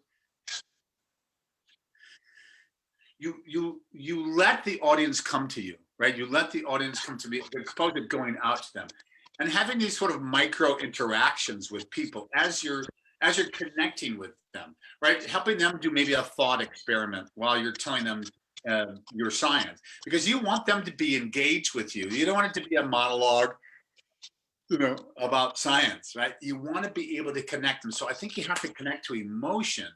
And I oftentimes think that people don't do a very good job of that. And oftentimes,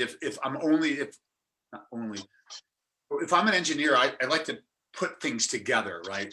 Engineers very, very much about trying to figure out how to fix this, or put this together. They're not oftentimes thinking about how to explain that to other people, right? So my goal is to get them to connect to their science, find the passion for it, and then bring us into the stories in ways that we care about the science. And I think that would be, those are the things that I try to instill in people when they're communicating with the public. And also embrace all your mistakes.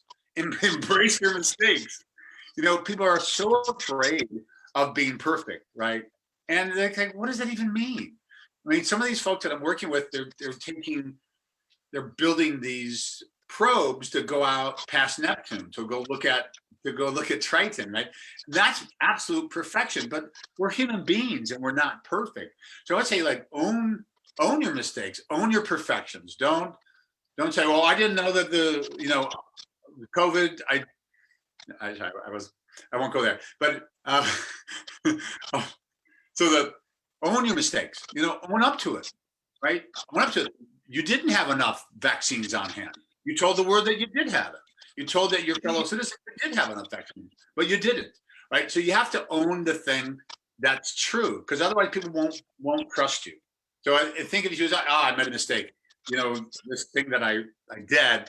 So I think that's a big part of it. And I think that goes to, like, humility too, right? Oftentimes scientists come across, and they can come across as they're very arrogant. I know all the answers, and I'm going to keep you at a distance because this information, it's like a paywall. Oftentimes we want to maybe find an article. Like, I want to find out more about how the transmissibility of the virus, right? I want to find out that information, but oftentimes it might be locked behind a paywall, right? Or it might be locked behind jargon, and we don't understand the jargon. So the jargon is meant to keep you, to keep you in a sense weaker, right? You become weaker because, oh no, you're right. I'm sorry, I don't know what just happened. And so for me, it's about, oh God, I'm looking at myself. I don't want to look at myself talking. I want to look at you guys. I don't know what happened. Where did Satish go? Did you? Oh, remove spotlight. Yeah, I don't need to see me. Sorry. So that to me is making it accessible for people, making it accessible to Bengali farmers who are trying to get their goods to market, right? Like, how do you make that science about the virus, into that little community that I work with in Badu? It's like, how do you make sure that the least of us who have the least access to things have more information so that they can save their lives, save their livelihood, and save their community? So that to me is the responsibility that the scientist has, to be clear and direct and to be humble. And I think that Tagore was probably pretty good at that, and anyway, so that would be my suggestion. If that makes sense, does that answer your question?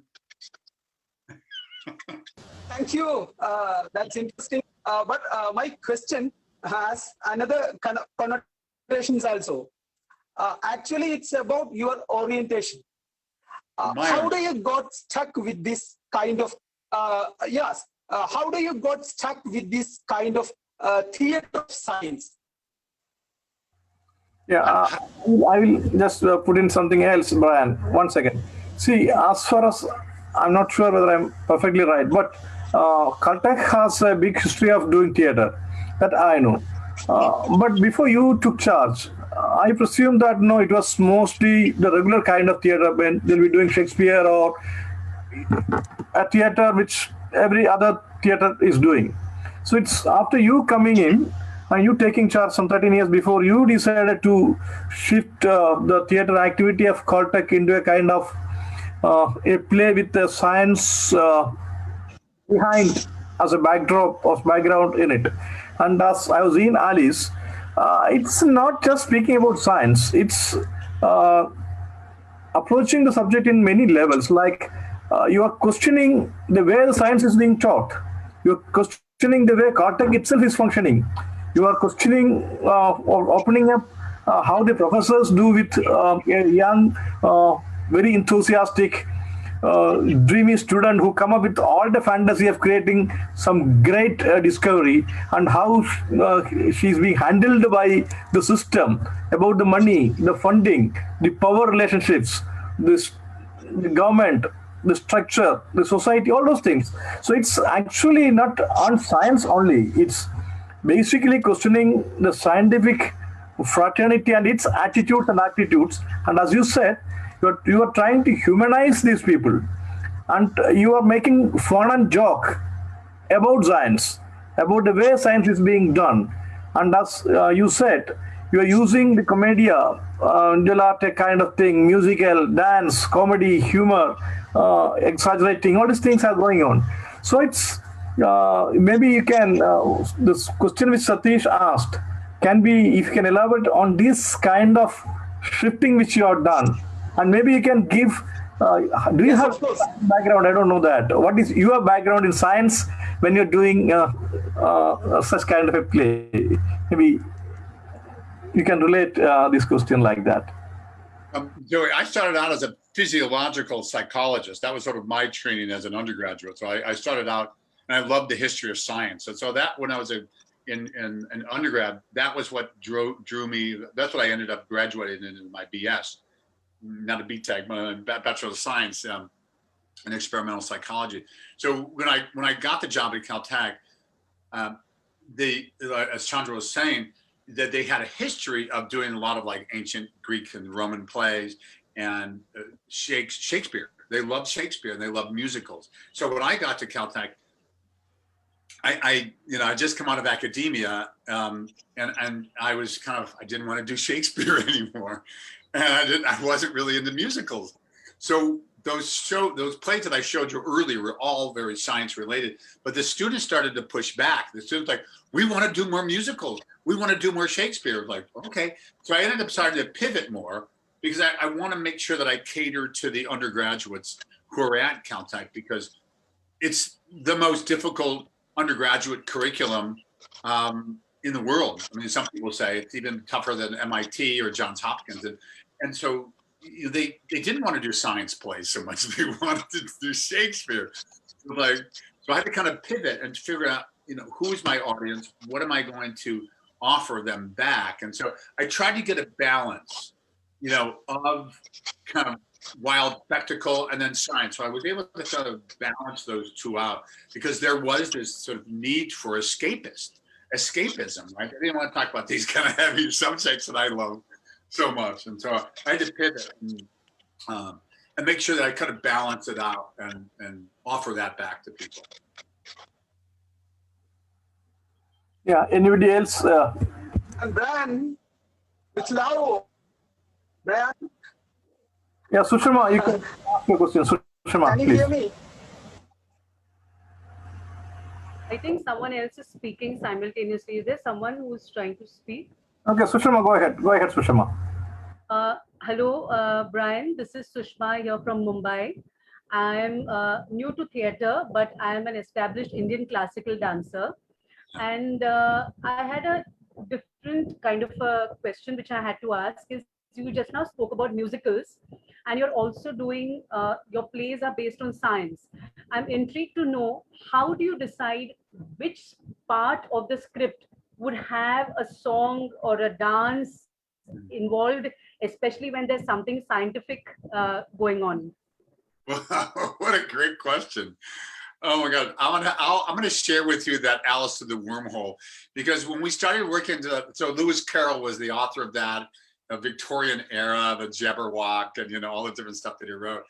And so when I started working with, I brought in a librettist, a composer, and the Caltech community is very musical. There are a lot of dancers there. In fact, there's a really pretty competitive Bharatanatyam dance company at Caltech. I don't know where they've been the last couple of years because of COVID, but as we began to rehearse the play, we would get to a certain point and we're like, I think that we could use a song here to help the audience understand the science more. Like, for example, there was something called living on Soylent. Have you heard of this phrase, Soylent? S-O-Y-L-E-N-T. It was a movie back in the 1970s, but Soylent was this a drink that would give the researchers in the play, like the characters in the play, would drink this Soylent. It was like a green material, and it would keep them active and their imagination kind of flowing for hours, right? That kind of a thing, because they were stuck in the basement and they couldn't get out, and they didn't need to eat because they didn't have time to eat, right? Because they're doing so much research, and so they had this little drink called Soylent. So when we got to that part of the play, we're like, I think we need a song here to help the audience understand sort of the chemistry of the Soylent. So we ended up writing this song called Living on Soylent. Living on Soylent. You don't even need to eat. That was part of it. Like, you don't even need to eat. You just drink this thing. So it seems to me when you get to those sections, when you're doing the other plays about science, it's oftentimes really great to put a song in there to help explain it. And then we can just kind of follow the journey of the characters. But when we get to maybe someone kind of like an idea or like a chemistry idea, in this case with the Soylent, then it's great to put in a song, because we're following the story, and then all of a sudden we get to a part like, how do we get the people to understand what this is? You put it in a song, and then you add some dance to it, and then you're in business, and it's so good. What kind of dance are you doing? What's your métier? I'm a postgraduate in Bharatanatyam, presently doing my PhD, and I'm also a yoga teacher. So, oh wow! So I cannot but resist. I'm not sure whether I'm going to be putting this question in the right way that I'm thinking about it. But just like Chandra sir said, the Chandra sir who has exited from the group, he used the word metaphysical, and you use the word rasa theory. So I'm a little tempted to ask this question also because it's a slightly the direction of my research as well. We in science, we see that there's some things that science explains in a very spiritual way. And a lot of spirituality has its answers again in science. A very small example would be like, even if you have to talk about Newton's third law, and then every action and its opposite would again go into the law of karma. So when you look at this connection, and of course, rightly, as Chandradasan sir has said, that what you are doing is specifically in the pure science way. But I quite like that you said it's not science fiction. So when we speak about science, it is somewhere coming and meeting the same ground as spirituality. I'm not really sure I'm constructing this question right, but where do you see this going, or do you see scope for this kind of theater as well? Do I see this scope of theater as what? The connect of science and spirituality, like Chandra sir who exited, and he spoke about the metaphysical, and these are topics that do go into, because science doesn't stop as science. And when we speak about the rasa theory, or I much like you mentioned about the 9 emotions, even those go and stop again at Shanta. So there's something which is something is taking everything in a very spiritual direction. So while we are speaking about pure science at this minute, do you see some kind of connect? Have you seen this kind of a connect somewhere while you were doing your script writing? Did you get tempted at any point of time to take that little detour? Or do you see something like this happening in the future? Yeah, no, I love it. I love that you're working at that intersection. I think it's continue to do that. Part of it is like, what is the question? The question I would have is that what do you want what experience do you want your audience to have, right? I think that would be one thing. What is the experience that you want your audience to have, right? Do I want them to get into sort of what kind of state do I want my audience to be in, right? And although we're talking about the Newton's third law, right, the thermodynamics, and of like looking at how do I take that concept and transform it into movement. And I think that's a really cool. Now, whether I've seen that, I don't know. Maybe do you know Premchand and Mala Home Ball? Premchand Home Ball, the Home Balls in Varanasi. The third generation Bharatanatyam trainers at Banaras Hindu University. Home Ball? Do you know the Home Balls at all?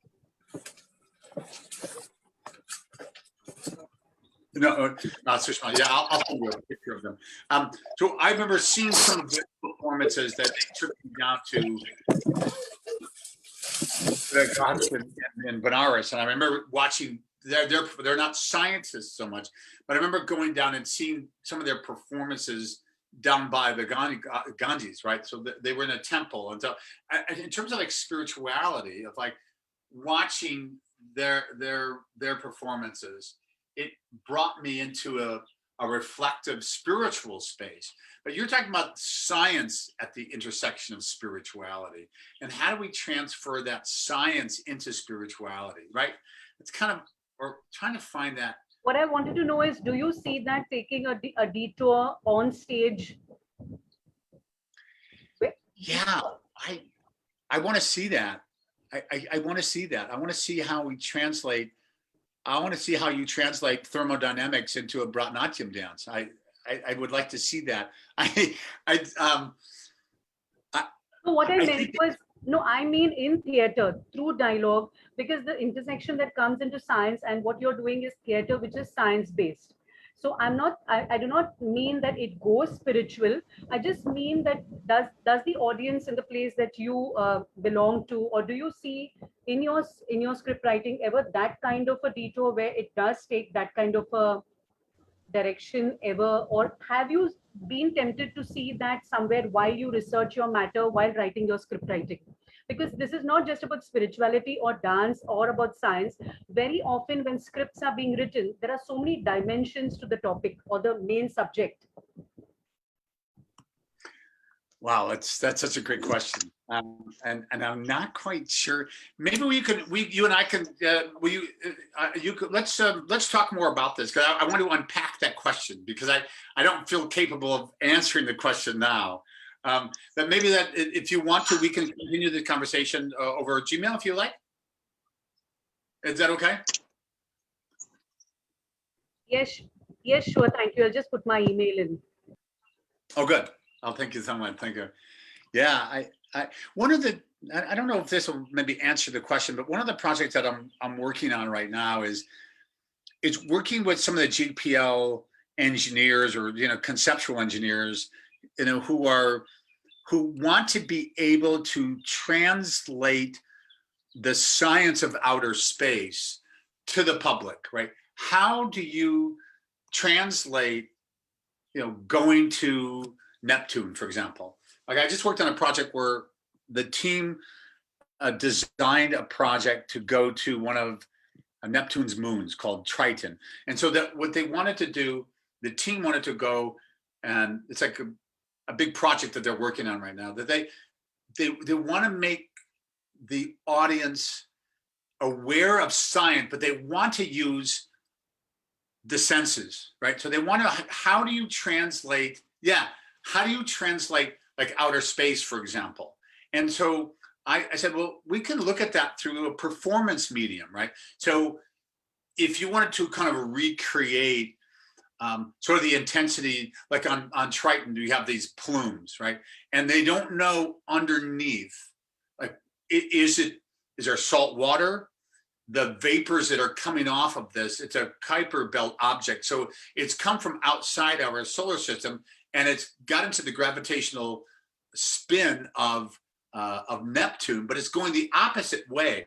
So it's just a weird anomaly. So they're trying to figure out, how do you make the audience care about how do they get them to care about that science?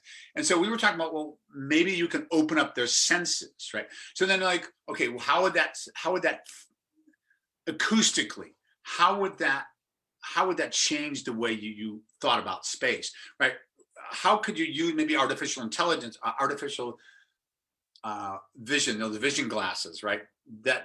How can you kind of take away some of the senses, but maybe amplify some of the senses through imagining these other worlds, right? So, so there's a lot of different artists that are kind of working at this intersection. I can show you some images here, but I guess for me as an artist, trying to help people to visualize science, let me just show you one thing here. Let's pull it up really quick.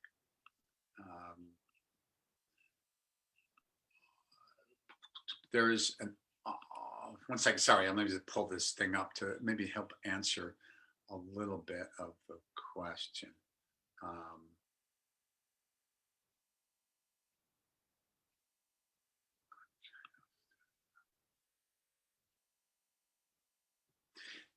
Let's see.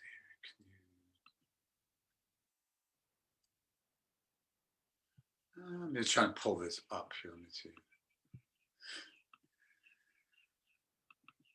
So for example, here's one way that an artist is thinking about how do you present back to an audience to get them a visual perspective about outer space. But how can we see space in different ways? So they're using our visual sense to make that happen, right? Then there's another artist. I just try to pull her up. Shoot, I can't find it. Sorry, I don't want to show this to you.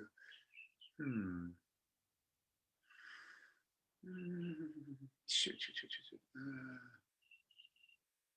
Oh, here it is, Lucy Mcrae. So Lucy Mcrae, for example, maybe as a dancer, maybe you can kind of, can you see this? Yes. Right, so this artist is working at, I'm trying to get this here, other work here. I'm going to show you just a few of these things. So can you see this? So yes, this is like one example of how we can use the body to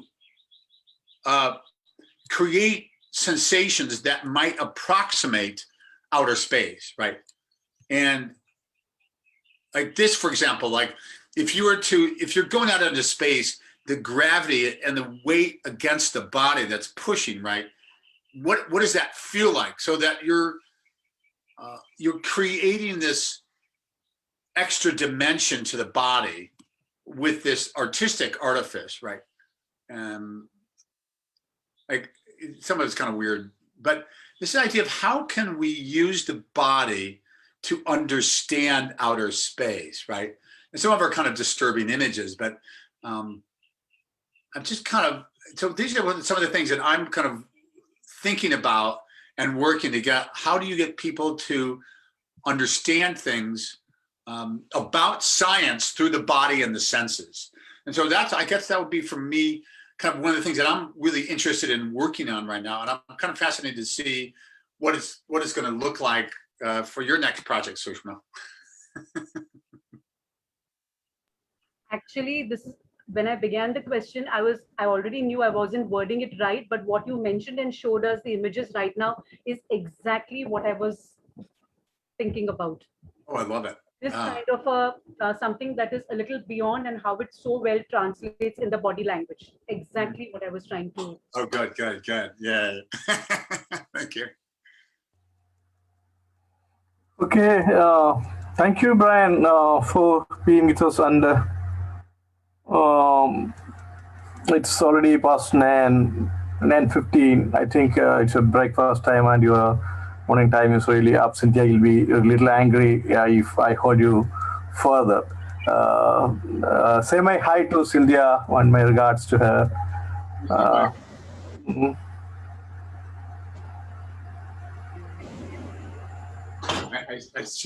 think she's cooking downstairs. I smell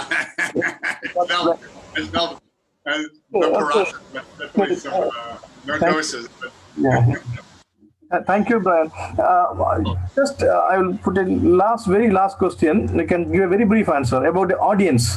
I'm just curious about the audience who come to see the Caltech plays. Is it to the Caltech audience, the people from Caltech, or the other public who goes to see the Noise Within or Pasadena or the regular theater?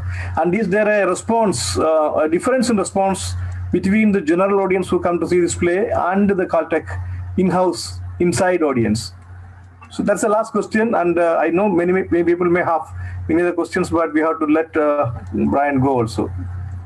No, I'm good. I mean, I could, if you wanted, I could probably stay another 10 minutes if you'd like. I mean, it's I haven't connected. I haven't been back for 5 years to India, so I'm sort of missing it. So I'm seeing all of you, and I'm feeling very happy. So I just really appreciate it. And because I wanted to make sure that if people have things they want to say during this time, that they should have that opportunity. So I would make myself available for that.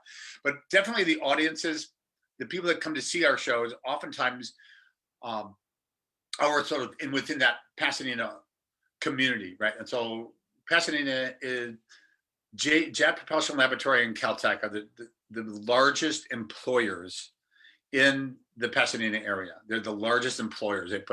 There's like 7,000 to 10,000 people are put to work with me, up at JPL and down below. And so the audience are pretty discerning in many ways, right? When they come see these plays, a lot of them love Shakespeare. A lot of them love to sing. A lot of them love to write. And oftentimes, as you all know, it's like somebody that might be an amazing Bharatanatyam dancer. They also might be, the most amazing Bengali expert on birds or whatever it might be, right? So there are these oftentimes people that have a high functioning intelligence or artistic intelligence. There's always some kind of concomitant skill that they have. So I really love the audiences that come to see the shows because they are very discerning and they have a high level of aesthetic appreciation.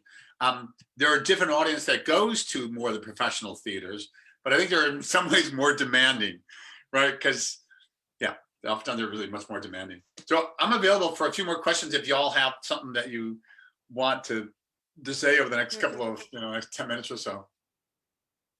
I don't want people to go away going, God, I didn't get my question answered, man. Nikolai Surabhi, you raised your hand. Do you want to ask a question? And Ramakant Sharma, you two are, any one of you can come and ask a few questions.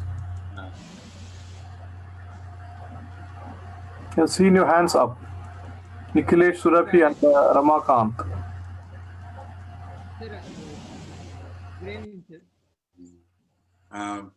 I think Nikhil. Sir, Sir, good evening. Sir, good morning for you. Good evening and good morning. Sir, actually, I'm from Surabhi family. You're from? Sir, am I audible? Wait, you're Surabhi. From Surabhi family, sir. Theatre-oriented family.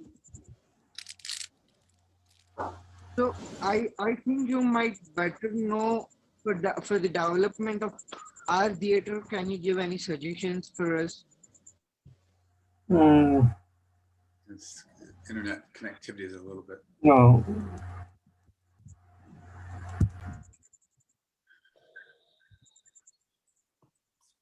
Chandra is mute. Shobha.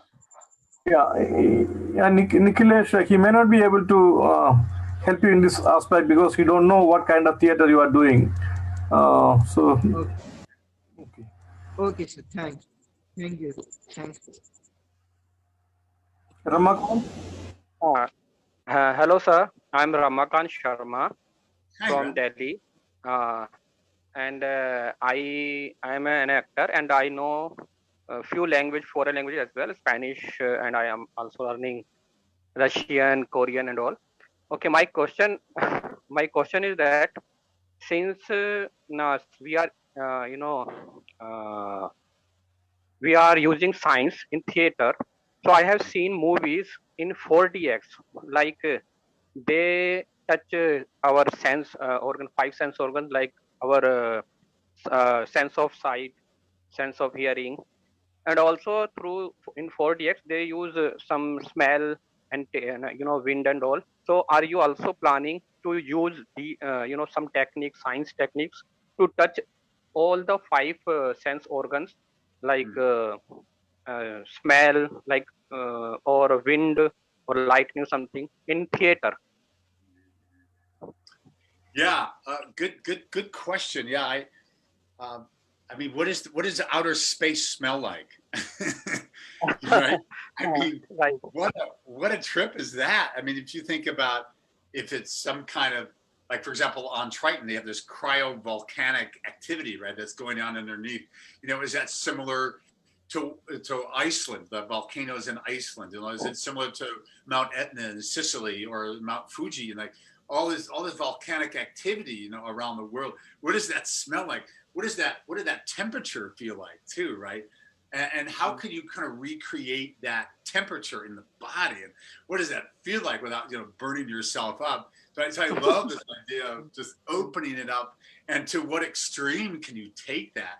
You really want to know what space travel feels like? You know, the gravity, the intensity, the loneliness. I mean, just think about if you were to go to Triton, for example, if we were to a man, woman, person mission to Triton, it would take, I think it's about 11 years. So you're probably like 35 years old now. 35. So imagine yourself in 12 years from now, right? Imagine that you would be in your late 40s or whatever, right? So imagine that, of going from the Earth, you know, from Andhra, you know, from the space station there, it's going out into space for 12 years. How would you recreate that loneliness? How would you keep your mind from exploding too, right? I mean, it's I want to explore all that, you know, because it gets down to sort of an existential question when you're just, everything gets stripped away, and, you know, all you have are these senses in our body. How do we survive all that? No, I love it. I love it. I wasn't thinking about so much about smell, but I love the olfactory sense, because apparently the olfactory sense is one of the strongest senses that we have. If we always remember, it's somehow hardwired super deep into our brains, and when we smell something, I mean, I'm sure I still use my incense box that I got at in Banaras, that I still have it. I've had it for all those years. So when I smell that, I have a memory of you know, walking through the streets of Banaras, you know. And so, yeah, the smell is a really powerful one, and I love it. Thanks for, yeah. Thank you, sir. And you say you're in Delhi? Yeah, I'm from Delhi. How's the weather there? Weather is cool, not hot, not like December winter, but it's you know, very good. Even I was thinking, if we have to, because see, in 40x we are exploring the sense of sight, sense of hearing, and sense of smell also. But nowhere I have found that we are touching that sense of that we have a sense of skin touching, the touch sense. The skin, like that we get from the skin. Right. So for that I was thinking, if any time in future and any other somewhere, because when we have you know, somewhere wind is blowing very fast, and the wind touches us, the temperature of the wind, the speed of the wind, and maybe the humidity of the wind gives us some sensation. So means it, I don't know how, if in future it will be possible or not, but even that sense of touch one can touch, one can explore, I think. So that's I'm just gonna pull up one thing to talk about that, but yeah, there's a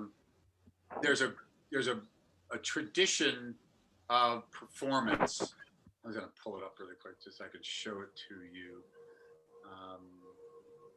1 second.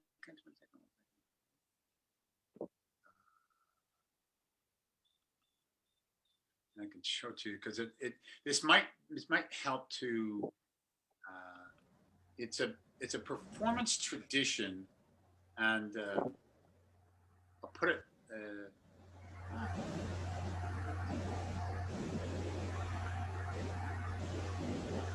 Sorry, let me just pull this. Okay, here we go. Sorry about that. here is this. This is kind of interesting thing. This might be something for you to maybe look at a little bit more. I work with a theater group.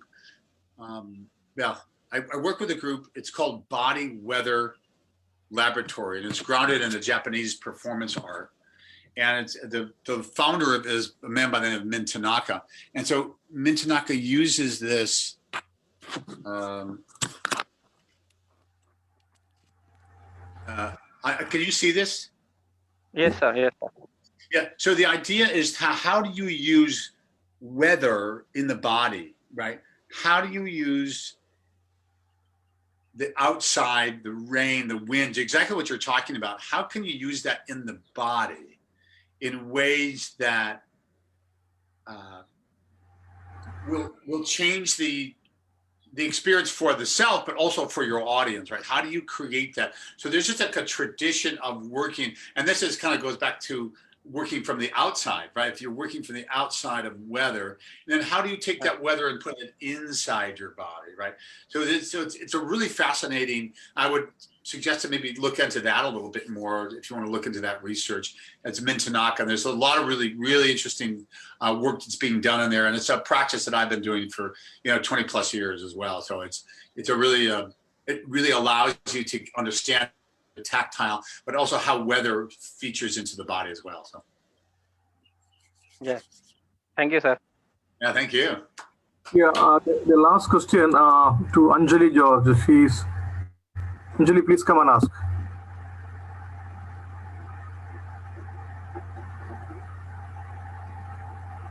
Are you there, Anjali?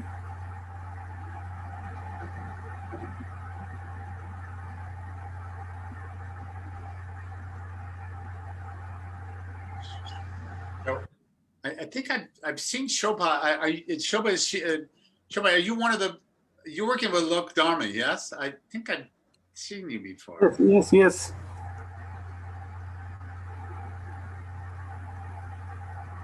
Unmute, Shobha. Unmute.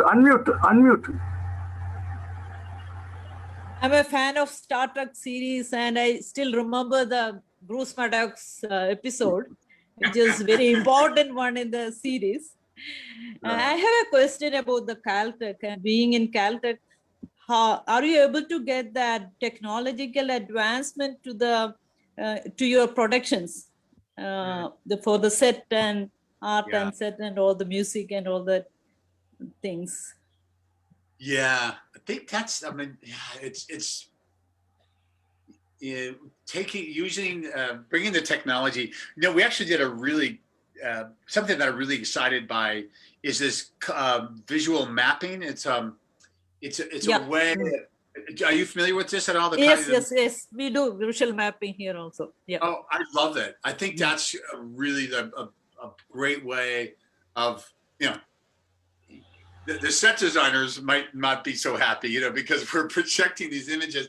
But I find it. I love that intersection, of being able to express what you need with new technology. I love new technology. Erwin Piscator, sort of famous German maker of theater back in the day, would use everything he could to show us the world, right? I mean, it's as simple as you and me, our bodies, our voices, our imagination on the stage, right? But then, to create this spectacle, I think, and this is maybe people probably disagree with me, like, no, we just want just like the basic thing. But I love spectacle. I love to see the visual of it to kind of make it immerse me more. So I think for me, the technology is good because we're always going to be human. And we're never going to lose this, but we may lose our humanness if we do not connect with each other through theater. You know what I mean? I think theater brings us together. I mean, I met so many great people in India and working with so many different groups there, from Gujarat to West Bengal to Delhi to all over. And you want to bring people together. And I think that's what Lokadharmi is doing, and making challenging theater and bringing us all present. But I love technology. I love technology and being able to use it as much as we can too. Yeah, I think Bruce Maddox would agree with me. Thanks, Shobha. Yeah. All right, Chandra. Yeah. Anjali Anjali, you're asking, Brian, can we maybe disprove the conflict thesis through theater? That's what she asked. Resolving conflict through theater? Conflict thesis through theater. To disprove the conflict thesis. There's a conflict between science and humanity. That thesis. Can you disprove that through? So how do we resolve? I'm starting to lose. I'm starting to fade here. The question is, how do we? What I heard was conflict resolution, but I don't think that's what you said. How do we resolve the conflict between science and theater, or how do we use theater for conflict resolution? Of humanity and humanism and science and humanism, something like that. I think I was going to talk about when I was at Banaras Hindu University as working there in the Fulbright. Once again, the science and religion conflict, the conflict between science and religion. That's what she. Science and media. Religion. Oh, science and religion. Chandradasan, did you mean the conflict of cultures? No, but that's not my question. It's a question of Anjali, and she has typed it. Okay. That's beyond. Yeah. That's beyond me. Oh my God, I didn't even look at the chat box here. Wow, this is so good.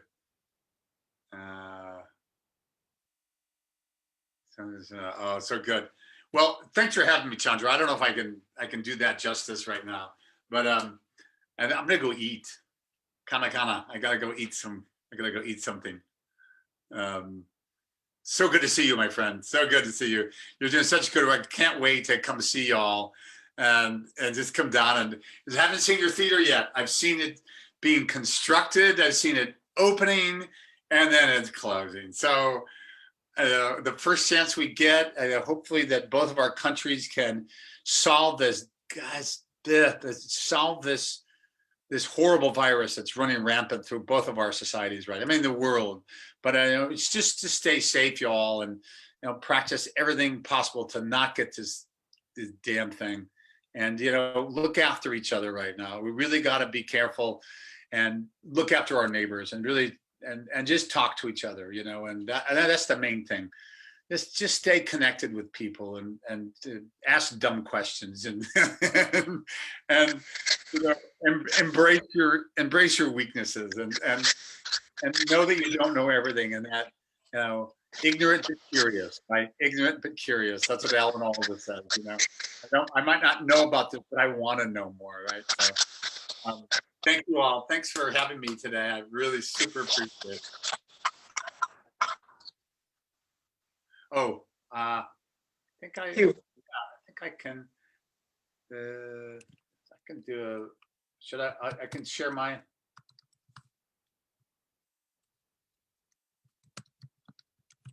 That's me if you want to. And then there's also. Oh, what happened here? We lose it. Chandradasan sir, you were on mute just now while speaking. Oh. I just said that, thank you, Brian, for being with us, and thank you, everybody, for being with us. As Brian said, take care, be safe, be compassionate. Let us go ahead. And the next month, 11th. You didn't hear what I just said? No. Oh, that was the best part of the whole 2.5 hours. Okay. My main thing is just look after each other. Did you hear that? Yes. Look after each other. Yes. Look after each other. Protect each other. Be kind. Listen. And just stay safe and help those that just don't have as much as we do. And so thanks again for everybody. I really appreciate it. So thank you and see you, everybody, next June 11th, 7 p.m. Friday with Mahesh Dattani talking to us. Oh, so good. Okay. Thank you, Brian. I just in the house. I just said that I'm in your house. Yeah. Yes. Outside the window too. Oh, yes. Yeah, those figs are, got a couple of months before those figs are going to be ready, but they'll be waiting to hear next time. Okay. Thank you, Brian. Yeah. Namaste. Thank you, Lokadharmi. Thank you.